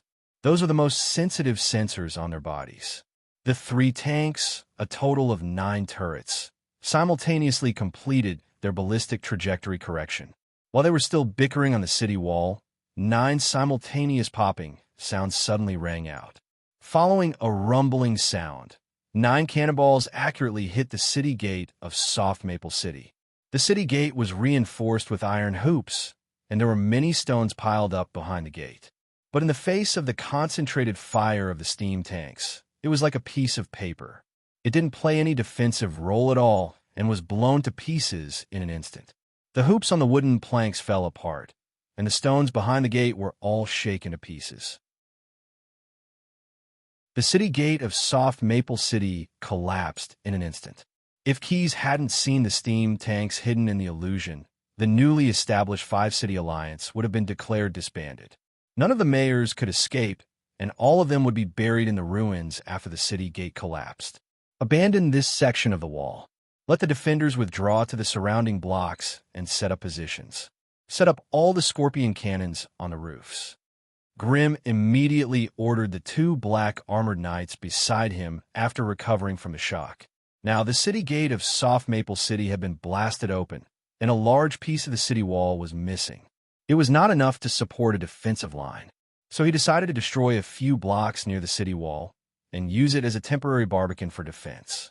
The target of Grimm's mobilization was only the coalition forces of the 4 cities. He had no time to arrange and mobilize the defense forces of Soft Maple City. Since the fat mayor was unwilling to let the mercenaries listen to a unified command, he might as well let them fend for themselves. Anyway, this city is not Emeraldwood City, Green secretly thought. Even if it is smashed to pieces, I won't feel distressed at all. However, Green didn't notice that in the collapsed ruins, there was a pair of flashing red eyes staring at him. A small monster that was less than 3 feet tall was silently chanting a long string of strange words.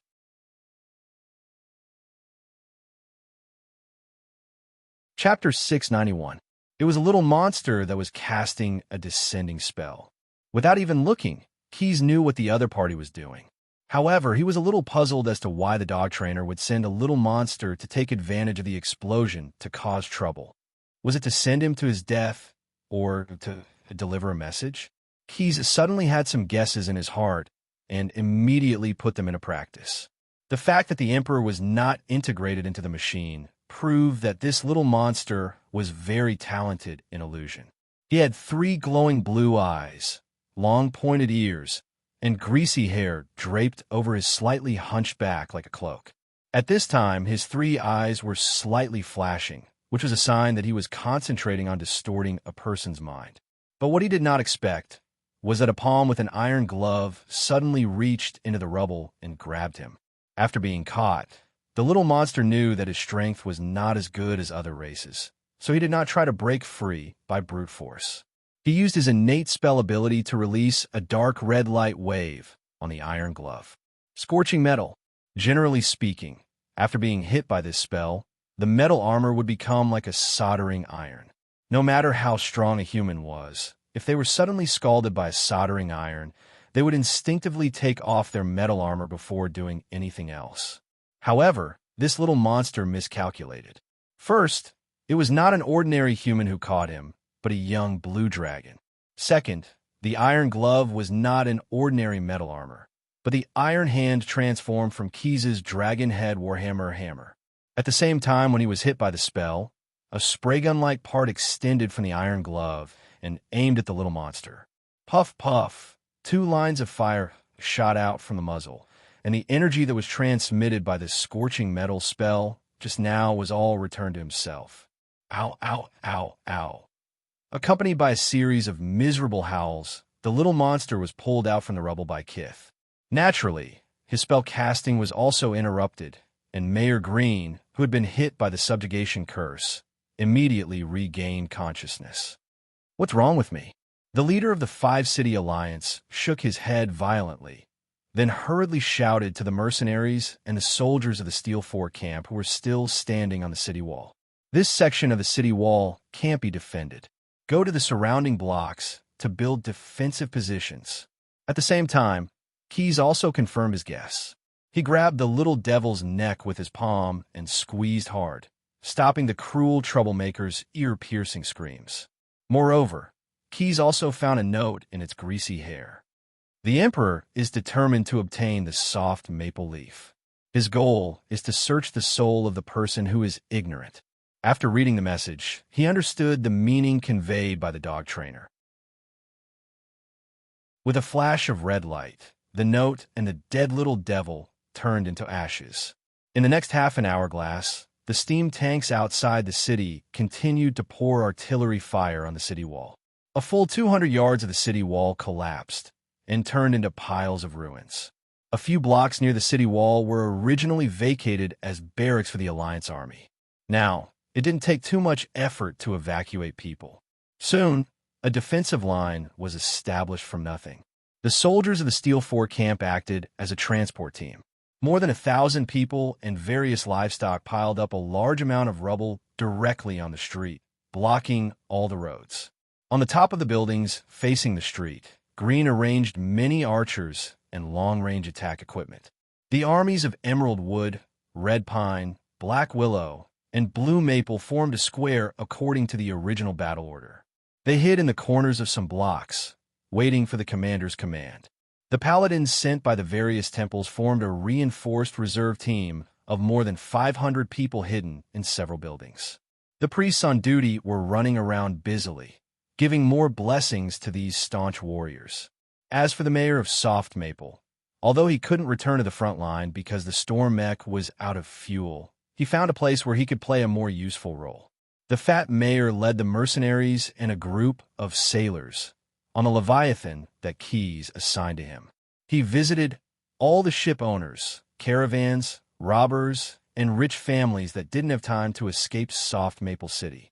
They did this to eliminate any hidden dangers that might arise, and at the same time, to gather some war resources. Anyone who was good at wielding swords or war materials piled up in warehouses were all temporarily requisitioned by him. Some of them wanted to resist, but in the end, they were all persuaded by the vicious mercenaries and the even more vicious sailors, under quests using physical means. Armed with weapons and equipment, they obediently became a member of the Suicide Squad. Under the pressure of swords, this Suicide Squad of more than 1,000 people was the first to be thrown into the predetermined battlefield, serving as cannon fodder to consume the enemy's offensive strength. There was only one thing they could do, and that was to rely on their own ability to survive in the following battle. And this wasn't an easy task. The Hound Tamer's next attack quickly proved this point. The cyborg monsters that were the fusion of the little monsters and the mechanical chocobos immediately rushed towards Soft Maple City after the steam tank bombardment ended. The Raven men followed closely behind, and the blazing shadow beasts were scattered among these monsters as support. The collapsed city walls formed a defensive vacuum zone. The mechanical chocobos that were as agile as velociraptors stepped on the rubble as if it was flat ground. They were the vanguard and the first batch to rush into Soft Maple City. Due to the different ways in which the little magical creatures were fused with, each magically modified chocobo bird had a different appearance and different abilities. Some of them only added some intelligence to the mechanical chocobo. Some gave the machine some simple spell-like abilities, such as phantom cantrip, fire ignition, spider walk. Each of them had their own differences. The first group of resistors who encountered them, the group of glorious members of the Suicide Squad, were punished for this. After all, they weren't a regular army, and most of them were just ordinary people who liked to fight. When faced with the mechanical chocobos that were as tall as horses, these foot soldiers already had some fear. Following that, although the enemy's level wasn't high, but their ability to fall out in a variety of ways caused them to suffer heavy losses.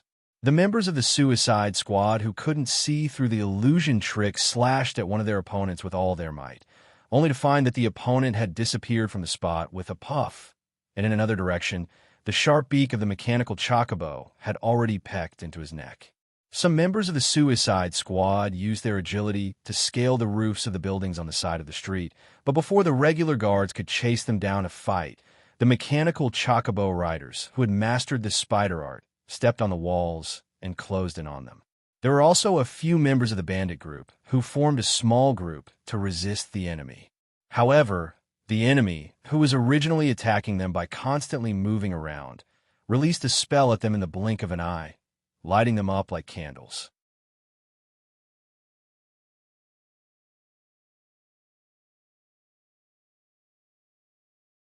Chapter 692.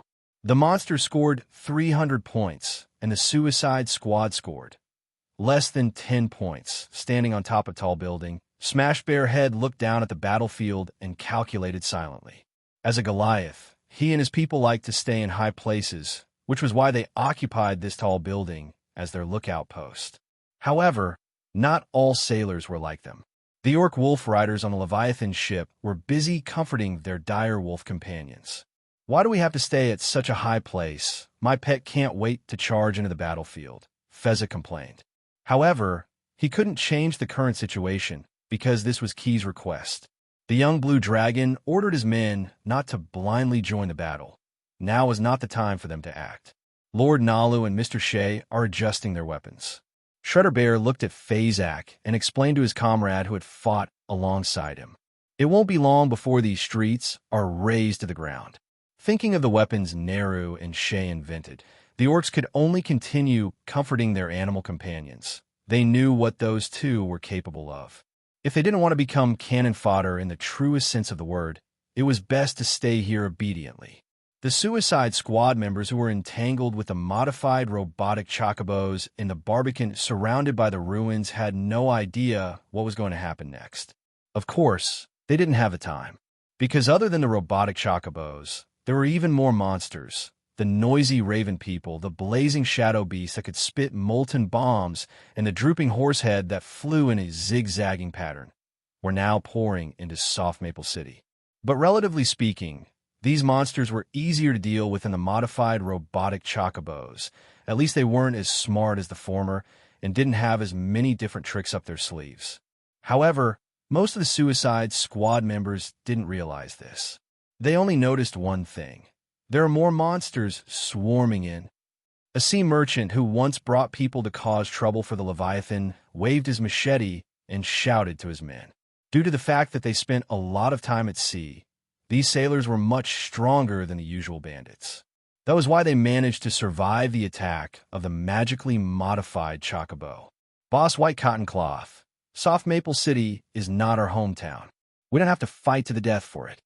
The words shouted out by the subordinate were also the thoughts of the man nicknamed White Cotton Cloth. However, they didn't have much choice now. If they wanted to retreat, the regular army would not hesitate to shoot them with crossbows. If they wanted to surrender to the monsters, the order given by the dog tamer to the monsters did not mention taking captives. "We can't fight on the street. We have to find a building and wait inside." Bai Mianbu quickly made a decision. "That way, we might be able to survive for a while.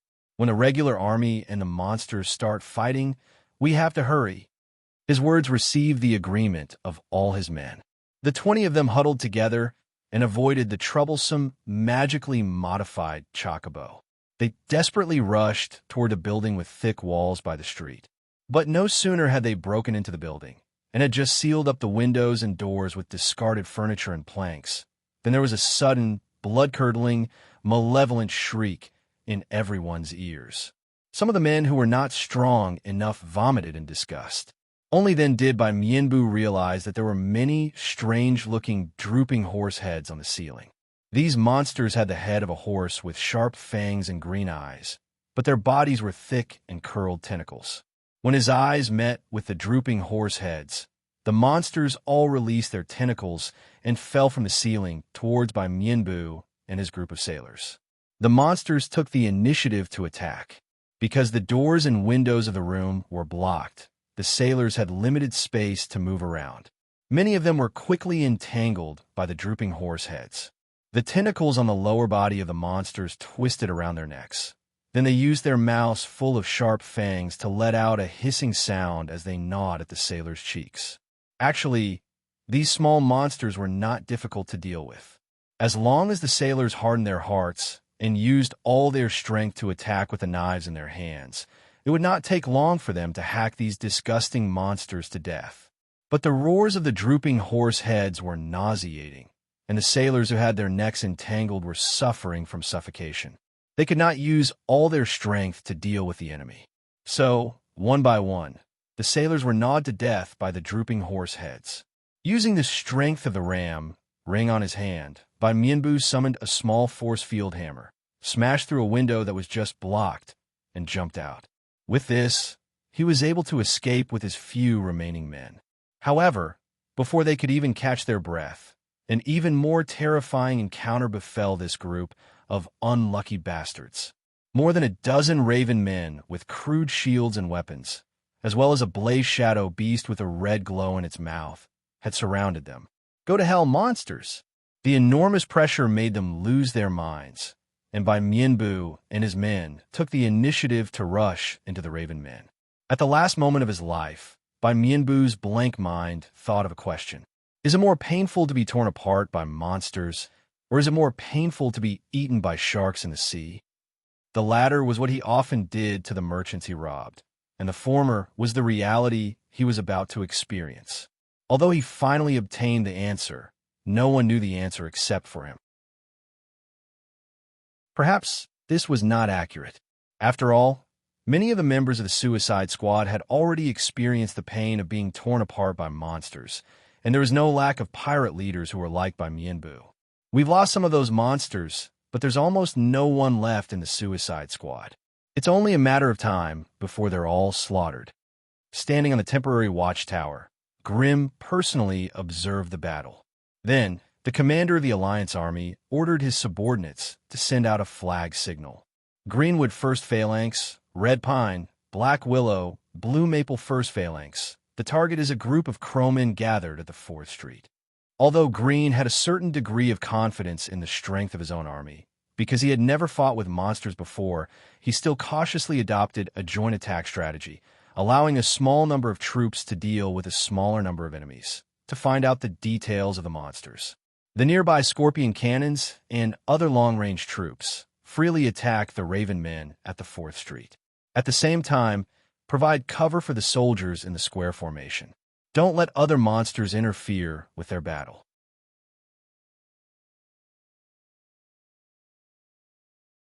Chapter 693. Quest actually wanted to say, "You're wasting your time." However, seeing that the leaders of the Alliance Army were in high spirits, he simply suppressed this sentence in his stomach. That's fine. If you don't try, you won't know if it's useless. In order to get a better view, they not only built a 20-foot high observation tower at the top of a tall building, but also raised a hot air balloon at the top of the tower. At a height of nearly 80 feet from the ground, Keys and the mayors of several cities squeezed into the hot air balloon, overlooking the battle between the army of monsters and the Alliance's phalanxes. The phalanxes of the Ramsey people were similar to those in other worlds. Each phalanx was composed of about 50 people, divided into 3 parts: vanguard, flank, and core. The vanguard was a warrior with a round shield and short spear. They were responsible for receiving the enemy and engaging in hand-to-hand combat. The flank was a long-range archer with a bow and crossbow. They were responsible for attacking the enemy. The core of the formation was a reserve team commanded by the phalanx captain. They were responsible for changing the formation at any time, as well as replacing the wounded in the vanguard and flank. The only difference between the phalanxes and the ones Keyes had seen before was that the core of the Ramsey phalanxes were equipped with 5 or 6 alchemists. They were completely obedient to the captain's orders. They could not only save the wounded, but also rely on throwing alchemy potions to kill the enemy. The first phalanx of Emeraldwood City to engage the Raven Men on 4th Street was the first phalanx of Emeraldwood City. They were all wearing dark green armor. The warriors in the vanguard wore metal armor, while the warriors on the flanks and in the center of the formation wore lighter leather armor. Following the captain's order, the archers on the flank took the lead and began to rain arrows on the enemy. Many of the Raven Men who only used crude shields to resist fell to the ground after being hit by several arrows. However, the vitality of these monsters was much higher than that of the ordinary Ramsey people. They quickly got up and charged at the phalanx of Emeraldwood City with their companions. Vanguard, the phalanx captain immediately ordered. The warriors with shields and short spears immediately responded and stepped forward to block the Raven Men's charge. Not only did they use their shields to fiercely slap their opponents' cheeks, the short spears in their hands also looked for openings to stab, bringing out large amounts of blood. Following that, several alchemists who were at the core of the formation threw out the flasks of blazing fire glue in their hands one after another, burning the monsters that were trying to rush towards the frontline warriors. At the same time, the crossbowmen also switched to projectile fire and continued to attack the enemy. Using the flank to lure the enemy, the vanguard to resist the enemy, and the core of the formation to support the enemy, Emeraldwood City's square formation's 3 axes immediately stunned the evil crow men. The monsters gradually understood that the opponents they were fighting were no longer suicide squads, but a regular army. That's all there is to it, the mayor of Black Willow City, who was standing in the pod, commented. If the other phalanxes come over together, it won't take long for those monsters to all die here. After all, this is a proper army. As he spoke, he glanced at the others, as if seeking approval. However, other than him, no one would make such an arbitrary judgment so early. They were still observing the situation on the battlefield. I'm afraid it's not that simple, Keyes said in his heart. As if to confirm his thoughts, the evil crow men suffered setbacks in the early stages, but they were not defeated. Those monsters began to gradually adapt to this way of fighting, and their counterattacks were unexpected and terrifying. Finding that they could not directly break through the vanguard of the square formation, the evil crow men changed their approach and began to approach the sides of the street. Just like how they usually played and hunted on the cliff, they used their sharp claws to clasp the wall and quickly ran on the wall. Then, the evil crow men jumped down from the wall and rushed into the crossbowmen who were pouring arrows at them. Facing the monsters in close combat, the crossbowmen who lacked suitable weapons and skills were not their opponents at all. In just a few breaths, the group of crossbowmen were all silenced, and many of them were even torn apart by the sharp beaks and claws of the evil crow men. Emeraldwood City's square formation suddenly fell into chaos. Although the captain of the square formation had been through hundreds of battles, he had never faced an enemy who could leap over roofs and run on walls before. Originally, he thought about whether he could withdraw the vanguard to protect the flank and the core of the formation. But the evil crow men launched an attack on the vanguard of the square formation first. Those monsters still jumped down from the wall and immediately pressed down several warriors in the vanguard. Although in the process, several evil crow men were stabbed to death by the short spears, almost all of the vanguard of the square formation were pressed to the ground and were all killed by the monsters in a short time. The mayor of Black Willow City could no longer speak. He was full of confidence just now, but reality gave him a punch in the face in the blink of an eye. The soldiers of Emeraldwood City were the most elite force in the Alliance army. But the evil crow men only lost less than 10 people in the square formation of Emeraldwood City that defeated more than 50 people. This kind of loss was unacceptable to him. If the Ramses' loss ratio in the face of the monster army was like this, then their combined army might not even be able to survive this battle. And this was just a group of evil crow men. According to the information collected before, the monster army also had blazing shadow beasts and magical mechanical chocobos. Ordinary humans could not compete with them at all. What's more, the Tribulation General who commanded the monster army had not yet made a move, and the Tribulation General's master, the Emperor, had not yet appeared from the protrusion. Even if they desperately resisted the monster army, how would the Tribulation General and the Emperor deal with it? How long before the storm mech can be activated? Green, the leader of the Five-City Alliance, looked at the fat mayor of Soft Maple City. We can hold on for 2 more hourglasses at most. If there is no way, then Soft Maple City will definitely fall. With that said, there was a trace of anxiety in his eyes. In fact, he was already comforting himself when he said 2 hourglasses.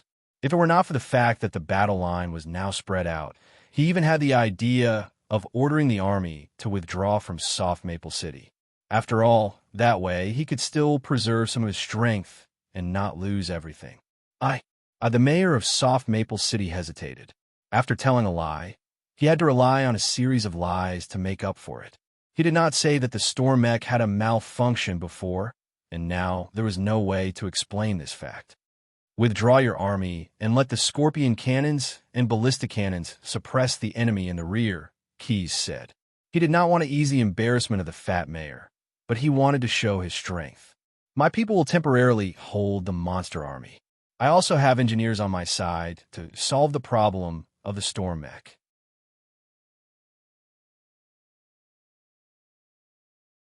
Chapter 694. After listening to Keyes's words, the mayors were all skeptical. Although the scale of perpetual order was very powerful, they did not think that the miscellaneous army, made up of sailors, could hold up in the face of monsters that even regular armies could not resist. Sir Keyes, Mayor Green frowned and said, "Are you sure you want your men to cover the retreat and cover the retreat of the Alliance army from this battlefield? This is not a joke." In the face of doubts, Keyes did not refute or explain. He just said in a positive tone, "The battle is not over yet. Your army can at least withdraw. If you wait a little longer, I'm afraid there won't be such a good opportunity." Perhaps there were still some doubts in their hearts, but this did not prevent the mayors from thinking rationally. Now it was indeed as Keyes said, their army was not yet in a stalemate with the monsters. At least they could still withdraw from the defensive positions one by one. If they moved faster, it was not impossible to directly withdraw from Soft Maple City. But if they delayed a little longer, the monster army would bite the tail of the army. At that time, let alone retreat, with the degree of devastation on the battlefield, it was estimated that no orders could be carried out. "Retreat. Do as he said before," Green decisively said to the attendant in charge of the flag signal. With the flag signal and the herald's quick notification, each square soon received the order from the Alliance Army's commander. The ballistae and scorpion cannons set up on the roof began to fire, and a rain of arrows splashed on the advancing monsters. "The troops over there have retreated." The Goliath warrior, Shatterbear Head, was the first to see the Ramsey army's movements. He turned to Fazak and said, "Pay attention to pacifying your partners. Lord Neru and the others are about to make a move." After saying this, he also reminded several people of his race. They all took out earmuffle-like things, put them on their heads, and firmly tied them with straps. Standing on the top of another tall building, Neru and Shay also received the signal from Keyes. The Ogre Weapon Master showed a carefree smile on his face. Experimenting with the latest weapons was his greatest hobby. The Megalosaurus has been fused, and the fuel in the Storm Reaver is also full, Shay said to Neru while adjusting the equipment next to him. "Then what are we waiting for?" "You're right. I also want to collect some of the operating parameters of the engineering goblin's creations." So, Shay contacted Megalosaurus with a wireless device. "The stage is ready. It's your turn." It turned out that Keyes did not refer to the crew on the Leviathan, but to the clockwork megalosaurus he had created on the front lines of the Blood War. 2 days ago, he saw the hound tamer of the Storm Mecha battle. In his excitement, Keyes had secretly checked on the mech. When he discovered that the mech had been locked by the dwarves using a special secret key, Keyes decisively used brute force to break it. He took out the clockwork megalosaurus that had turned into an alarm clock and had it fuse into the locked storm mechanical suit. Just like that, the storm mech, which had no AI program, was forcefully taken over by a mechanical construct. The secret key that the dwarves had stuffed into the beast-shaped keyhole was also pushed out of the storm mech's body. After solving this problem, Keyes asked Shay to help the clockwork megalosaurus optimize the performance of the storm mech and adjust the size of the cockpit. In this way, the burly ogre Neru naturally became the first pilot of this storm mecha, modified. His task was to show the true strength of this weapon and let the Five-City Alliance see the foundation of the scales of Eternity Chamber of Commerce at the same time. I can't wait. Looking at the storm mech flying from afar, Neru suddenly returned to his original figure. He jumped from the roof into the air and stretched his body into the shape of the Chinese character. Just as Neru started to fall, the storm mech flew behind him. The belly compartment opened and wrapped the ogre inside, completing a rather superhero-style mech suit. After knowing the name of this mech, Keyes was very dissatisfied with its lack of flight ability. What right did a mech without flight ability have to be crowned with the name Storm? So when the clockwork megalosaurus was optimizing it, it first made up for this shortcoming of the storm mech, making it worthy of its name. Using the powerful airflow of the engine, the mech gained the ability to sprint and fly. After completing the outfit, Neru directly unlocked the first combat module of the storm mech according to the manual he was already familiar with. At the same time, the storm mech hit Rhoda hard. Due to the clockwork megalosaurus modification, the storm mech was originally very powerful, but it was also equipped with a clockwork overload ability that allowed the engine to explode for a short time. Like a spider, tentacles with wheel saws extended out, Neru controlled the storm mech to perform a dance of death. Like cutting tofu, the wheel saws spun and crushed the buildings, cutting them into pieces. The monsters hiding in the buildings, like the drooping horse head, did not put up any effective resistance and were all crushed under the rubble. The Raven Men were in a similar situation. With no buildings to climb, they did not have the opportunity to use their leap over walls ability at all. These monsters were chased around by the storm mech, and if they ran a little slower, they would have been turned into a pile of minced meat. Only the blazing shadow beast and a magically modified chocobo had long-range attacks, and they tried to shoot at the storm mech with molten bullets and magically modified gnomish firearms. However, this level of attack could not penetrate the armor of the storm mech. Some of the monsters even tried to use illusions to influence the storm mech, but the pilot of this war machine was not the previous mayor of Soft Maple, but the war maniac Neru. Facing the illusions, the ogre did not have any fear or hesitation. He used the most direct method, brute force, and waved the storm mech's tentacles of death and swept towards them. No matter what illusions were created, for the storm mech pilot who was determined to flatten this area, it was all a waste of mana and had no effect. On the other hand, if the monsters did not dodge in time and were swept by the wheel saws, they would definitely die. There was no other possibility. Just like the Kong-style stealth, as long as I kill everyone, then no one can find me sneaking in here. Neru was also using his own method to reinterpret the tactic of covering the retreat.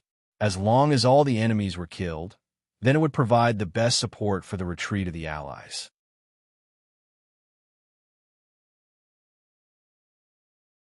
Chapter 695. That's enough. Keyes used his psionic ability to contact Nalu. Give the enemy some breathing room. The ogre was indeed worthy of his title of Weapon Master.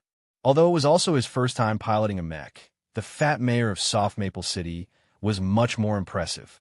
Under his control, the storm mech was like a real storm, sweeping away all the monsters that rushed into the city.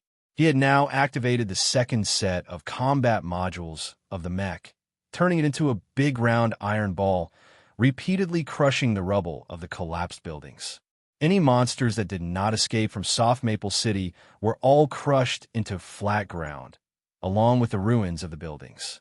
In the end, the mech stopped directly in the gap of the collapsed city wall, firmly blocking the defensive loophole.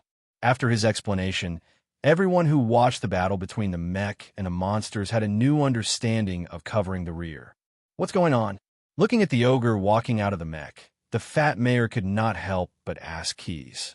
Although he lowered his voice, it could not hide the anger in it. As the excavator of the storm mech, and the only pilot before, the mayor of Soft Maple City clearly regarded the mech as his personal property. Therefore, when he saw the originally locked mech first rise into the air, then attach itself to Nalu's body, then jump into the army of monsters and directly activate Peerless, the mayor felt as if he had been poured into a bottle of vinegar that had been fermenting for more than 30 years. It was so sour that it was difficult to feel any more sour. The storm mech. He wanted to say the word locked down, but considering that the space in the pod was not big, and the other mayors might be able to hear him, he could only vaguely ask, "Did you guys do it?" "Of course not." Keys shrugged. He did not want to be the scapegoat for the gnomes. The first ones to come into contact with the storm mech were the investigators from Dwarf Island. As he spoke, he took out a key engraved with gnomish characters. This is the secret key that they obtained from the master craftsman. It's also an accessory that was given to them by the ancient engineering gnomes when they delivered the goods. Keys continued to explain as he saw that the fat mayor seemed to have understood something, but at the same time, there was still some doubt on his face. The scale of perpetual order is far beyond your imagination. To us, those ancient secrets are not as mysterious as you think. The storm mech had been used for over 100 years, and the ancient Ramses had long since learned how to repair it. Coincidentally, someone in our Chamber of Commerce has mastered this mecha maintenance technique. The mayors of the other cities had already been attracted by his words, so Keys did not hesitate to promote his own business. No matter if it is this storm mecha or any other mecha that you may find, the Scales of Eternity Merchant Guild can provide excellent post-production maintenance and repair, as long as you can pay the right price. Why isn't the storm mech moving? Is it because there is no fuel? Asked Green, the commander of the Union Army. In fact, the answer was no. After being fused with Megalosaurus, the soul of Megalosaurus itself could provide sufficient power for the storm mech. Just now, it had only fought for less than half an hourglass, and only 1/3 of the new light and heavy oil had been used. Under the premise that the third group of combat modules had not been activated, the storm mech would have had no problem fighting for an hourglass. However, Keys had his own plans. He did not want the Union Army to continue to stay here and fight to the death with the Emperor's army, because they had seen the power of the storm mech. In the young Blue Dragon's expectation, the fight against the Emperor would be a major event that would mobilize all the human cities in the Ramsey world, and this was related to his plan to deal with Stim later. Therefore, he had to withdraw the army of the Five-City Alliance and send all the citizens of Soft Maple City to the various human cities in Ramsey to spread the horror of the Emperor and his forces. So, you're right. Keys confirmed Mayor Green's reasonable guess. A war machine like the storm mech requires an astonishing amount of fuel to operate. The battle that lasted half an hourglass not only consumed all the fuel that all the alchemists in Soft Maple City had made in 2 days, but the raw materials used to refine the fuel in the city have also been used up. What? Then, his words made the other mayors' hearts, which had just been relieved, rise to their throats again. They had already seen the power of the monster army. If they didn't have the storm mech that could rival it, it would be no different from directly ordering the Alliance's army to die. So, we have to retreat. Key's word surprised everyone, but it was not without some truth. And it's not just the army that has to retreat. While the storm mech has just deterred the monster army, we have to mobilize all the citizens of Soft Maple City to evacuate together. With the army as a cover, we can evacuate more people. This can also reduce more people being captured by the monsters and then twisted into new monsters. Emerald Wood City, Red Pine City, Black Willow City, and Blue Maple City are responsible for taking in these refugees and establishing a government in exile in Soft Maple City.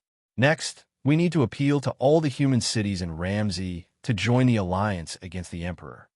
In addition to retreating, Keyes also made a suggestion that was quite in the style of the 9 prisons of Bader. In addition to retreating, we have to scorch the walls and clear the fields, not leaving a city for the Emperor to ask for resources. If we could take away food, take it away, and if we can't, poison it. Let the alchemists withdraw as the last batch. We have to leave enough horses and guards for them. Before leaving, we have to fill Soft Maple City with blazing fire glue and impact oil. When the monsters enter the city, we will raze it to the ground. Although the mayor of Soft Maple City did not agree with Key's suggestion, the situation was different. Not only did the other mayors think it was a good idea, but even the mercenary group leader under him agreed. Instead of leaving it to the monsters, it's better to turn this city into their tomb, the veteran replied to his employer. If it weren't for the lack of time, we'd even better to dig up the newly buried bodies and burn them, lest they all turn into monsters in the end and turn around to fight us again. You're tuning in to the Warrior Lore YouTube channel. Don't forget to subscribe and join us on this journey to catch the most captivating stories.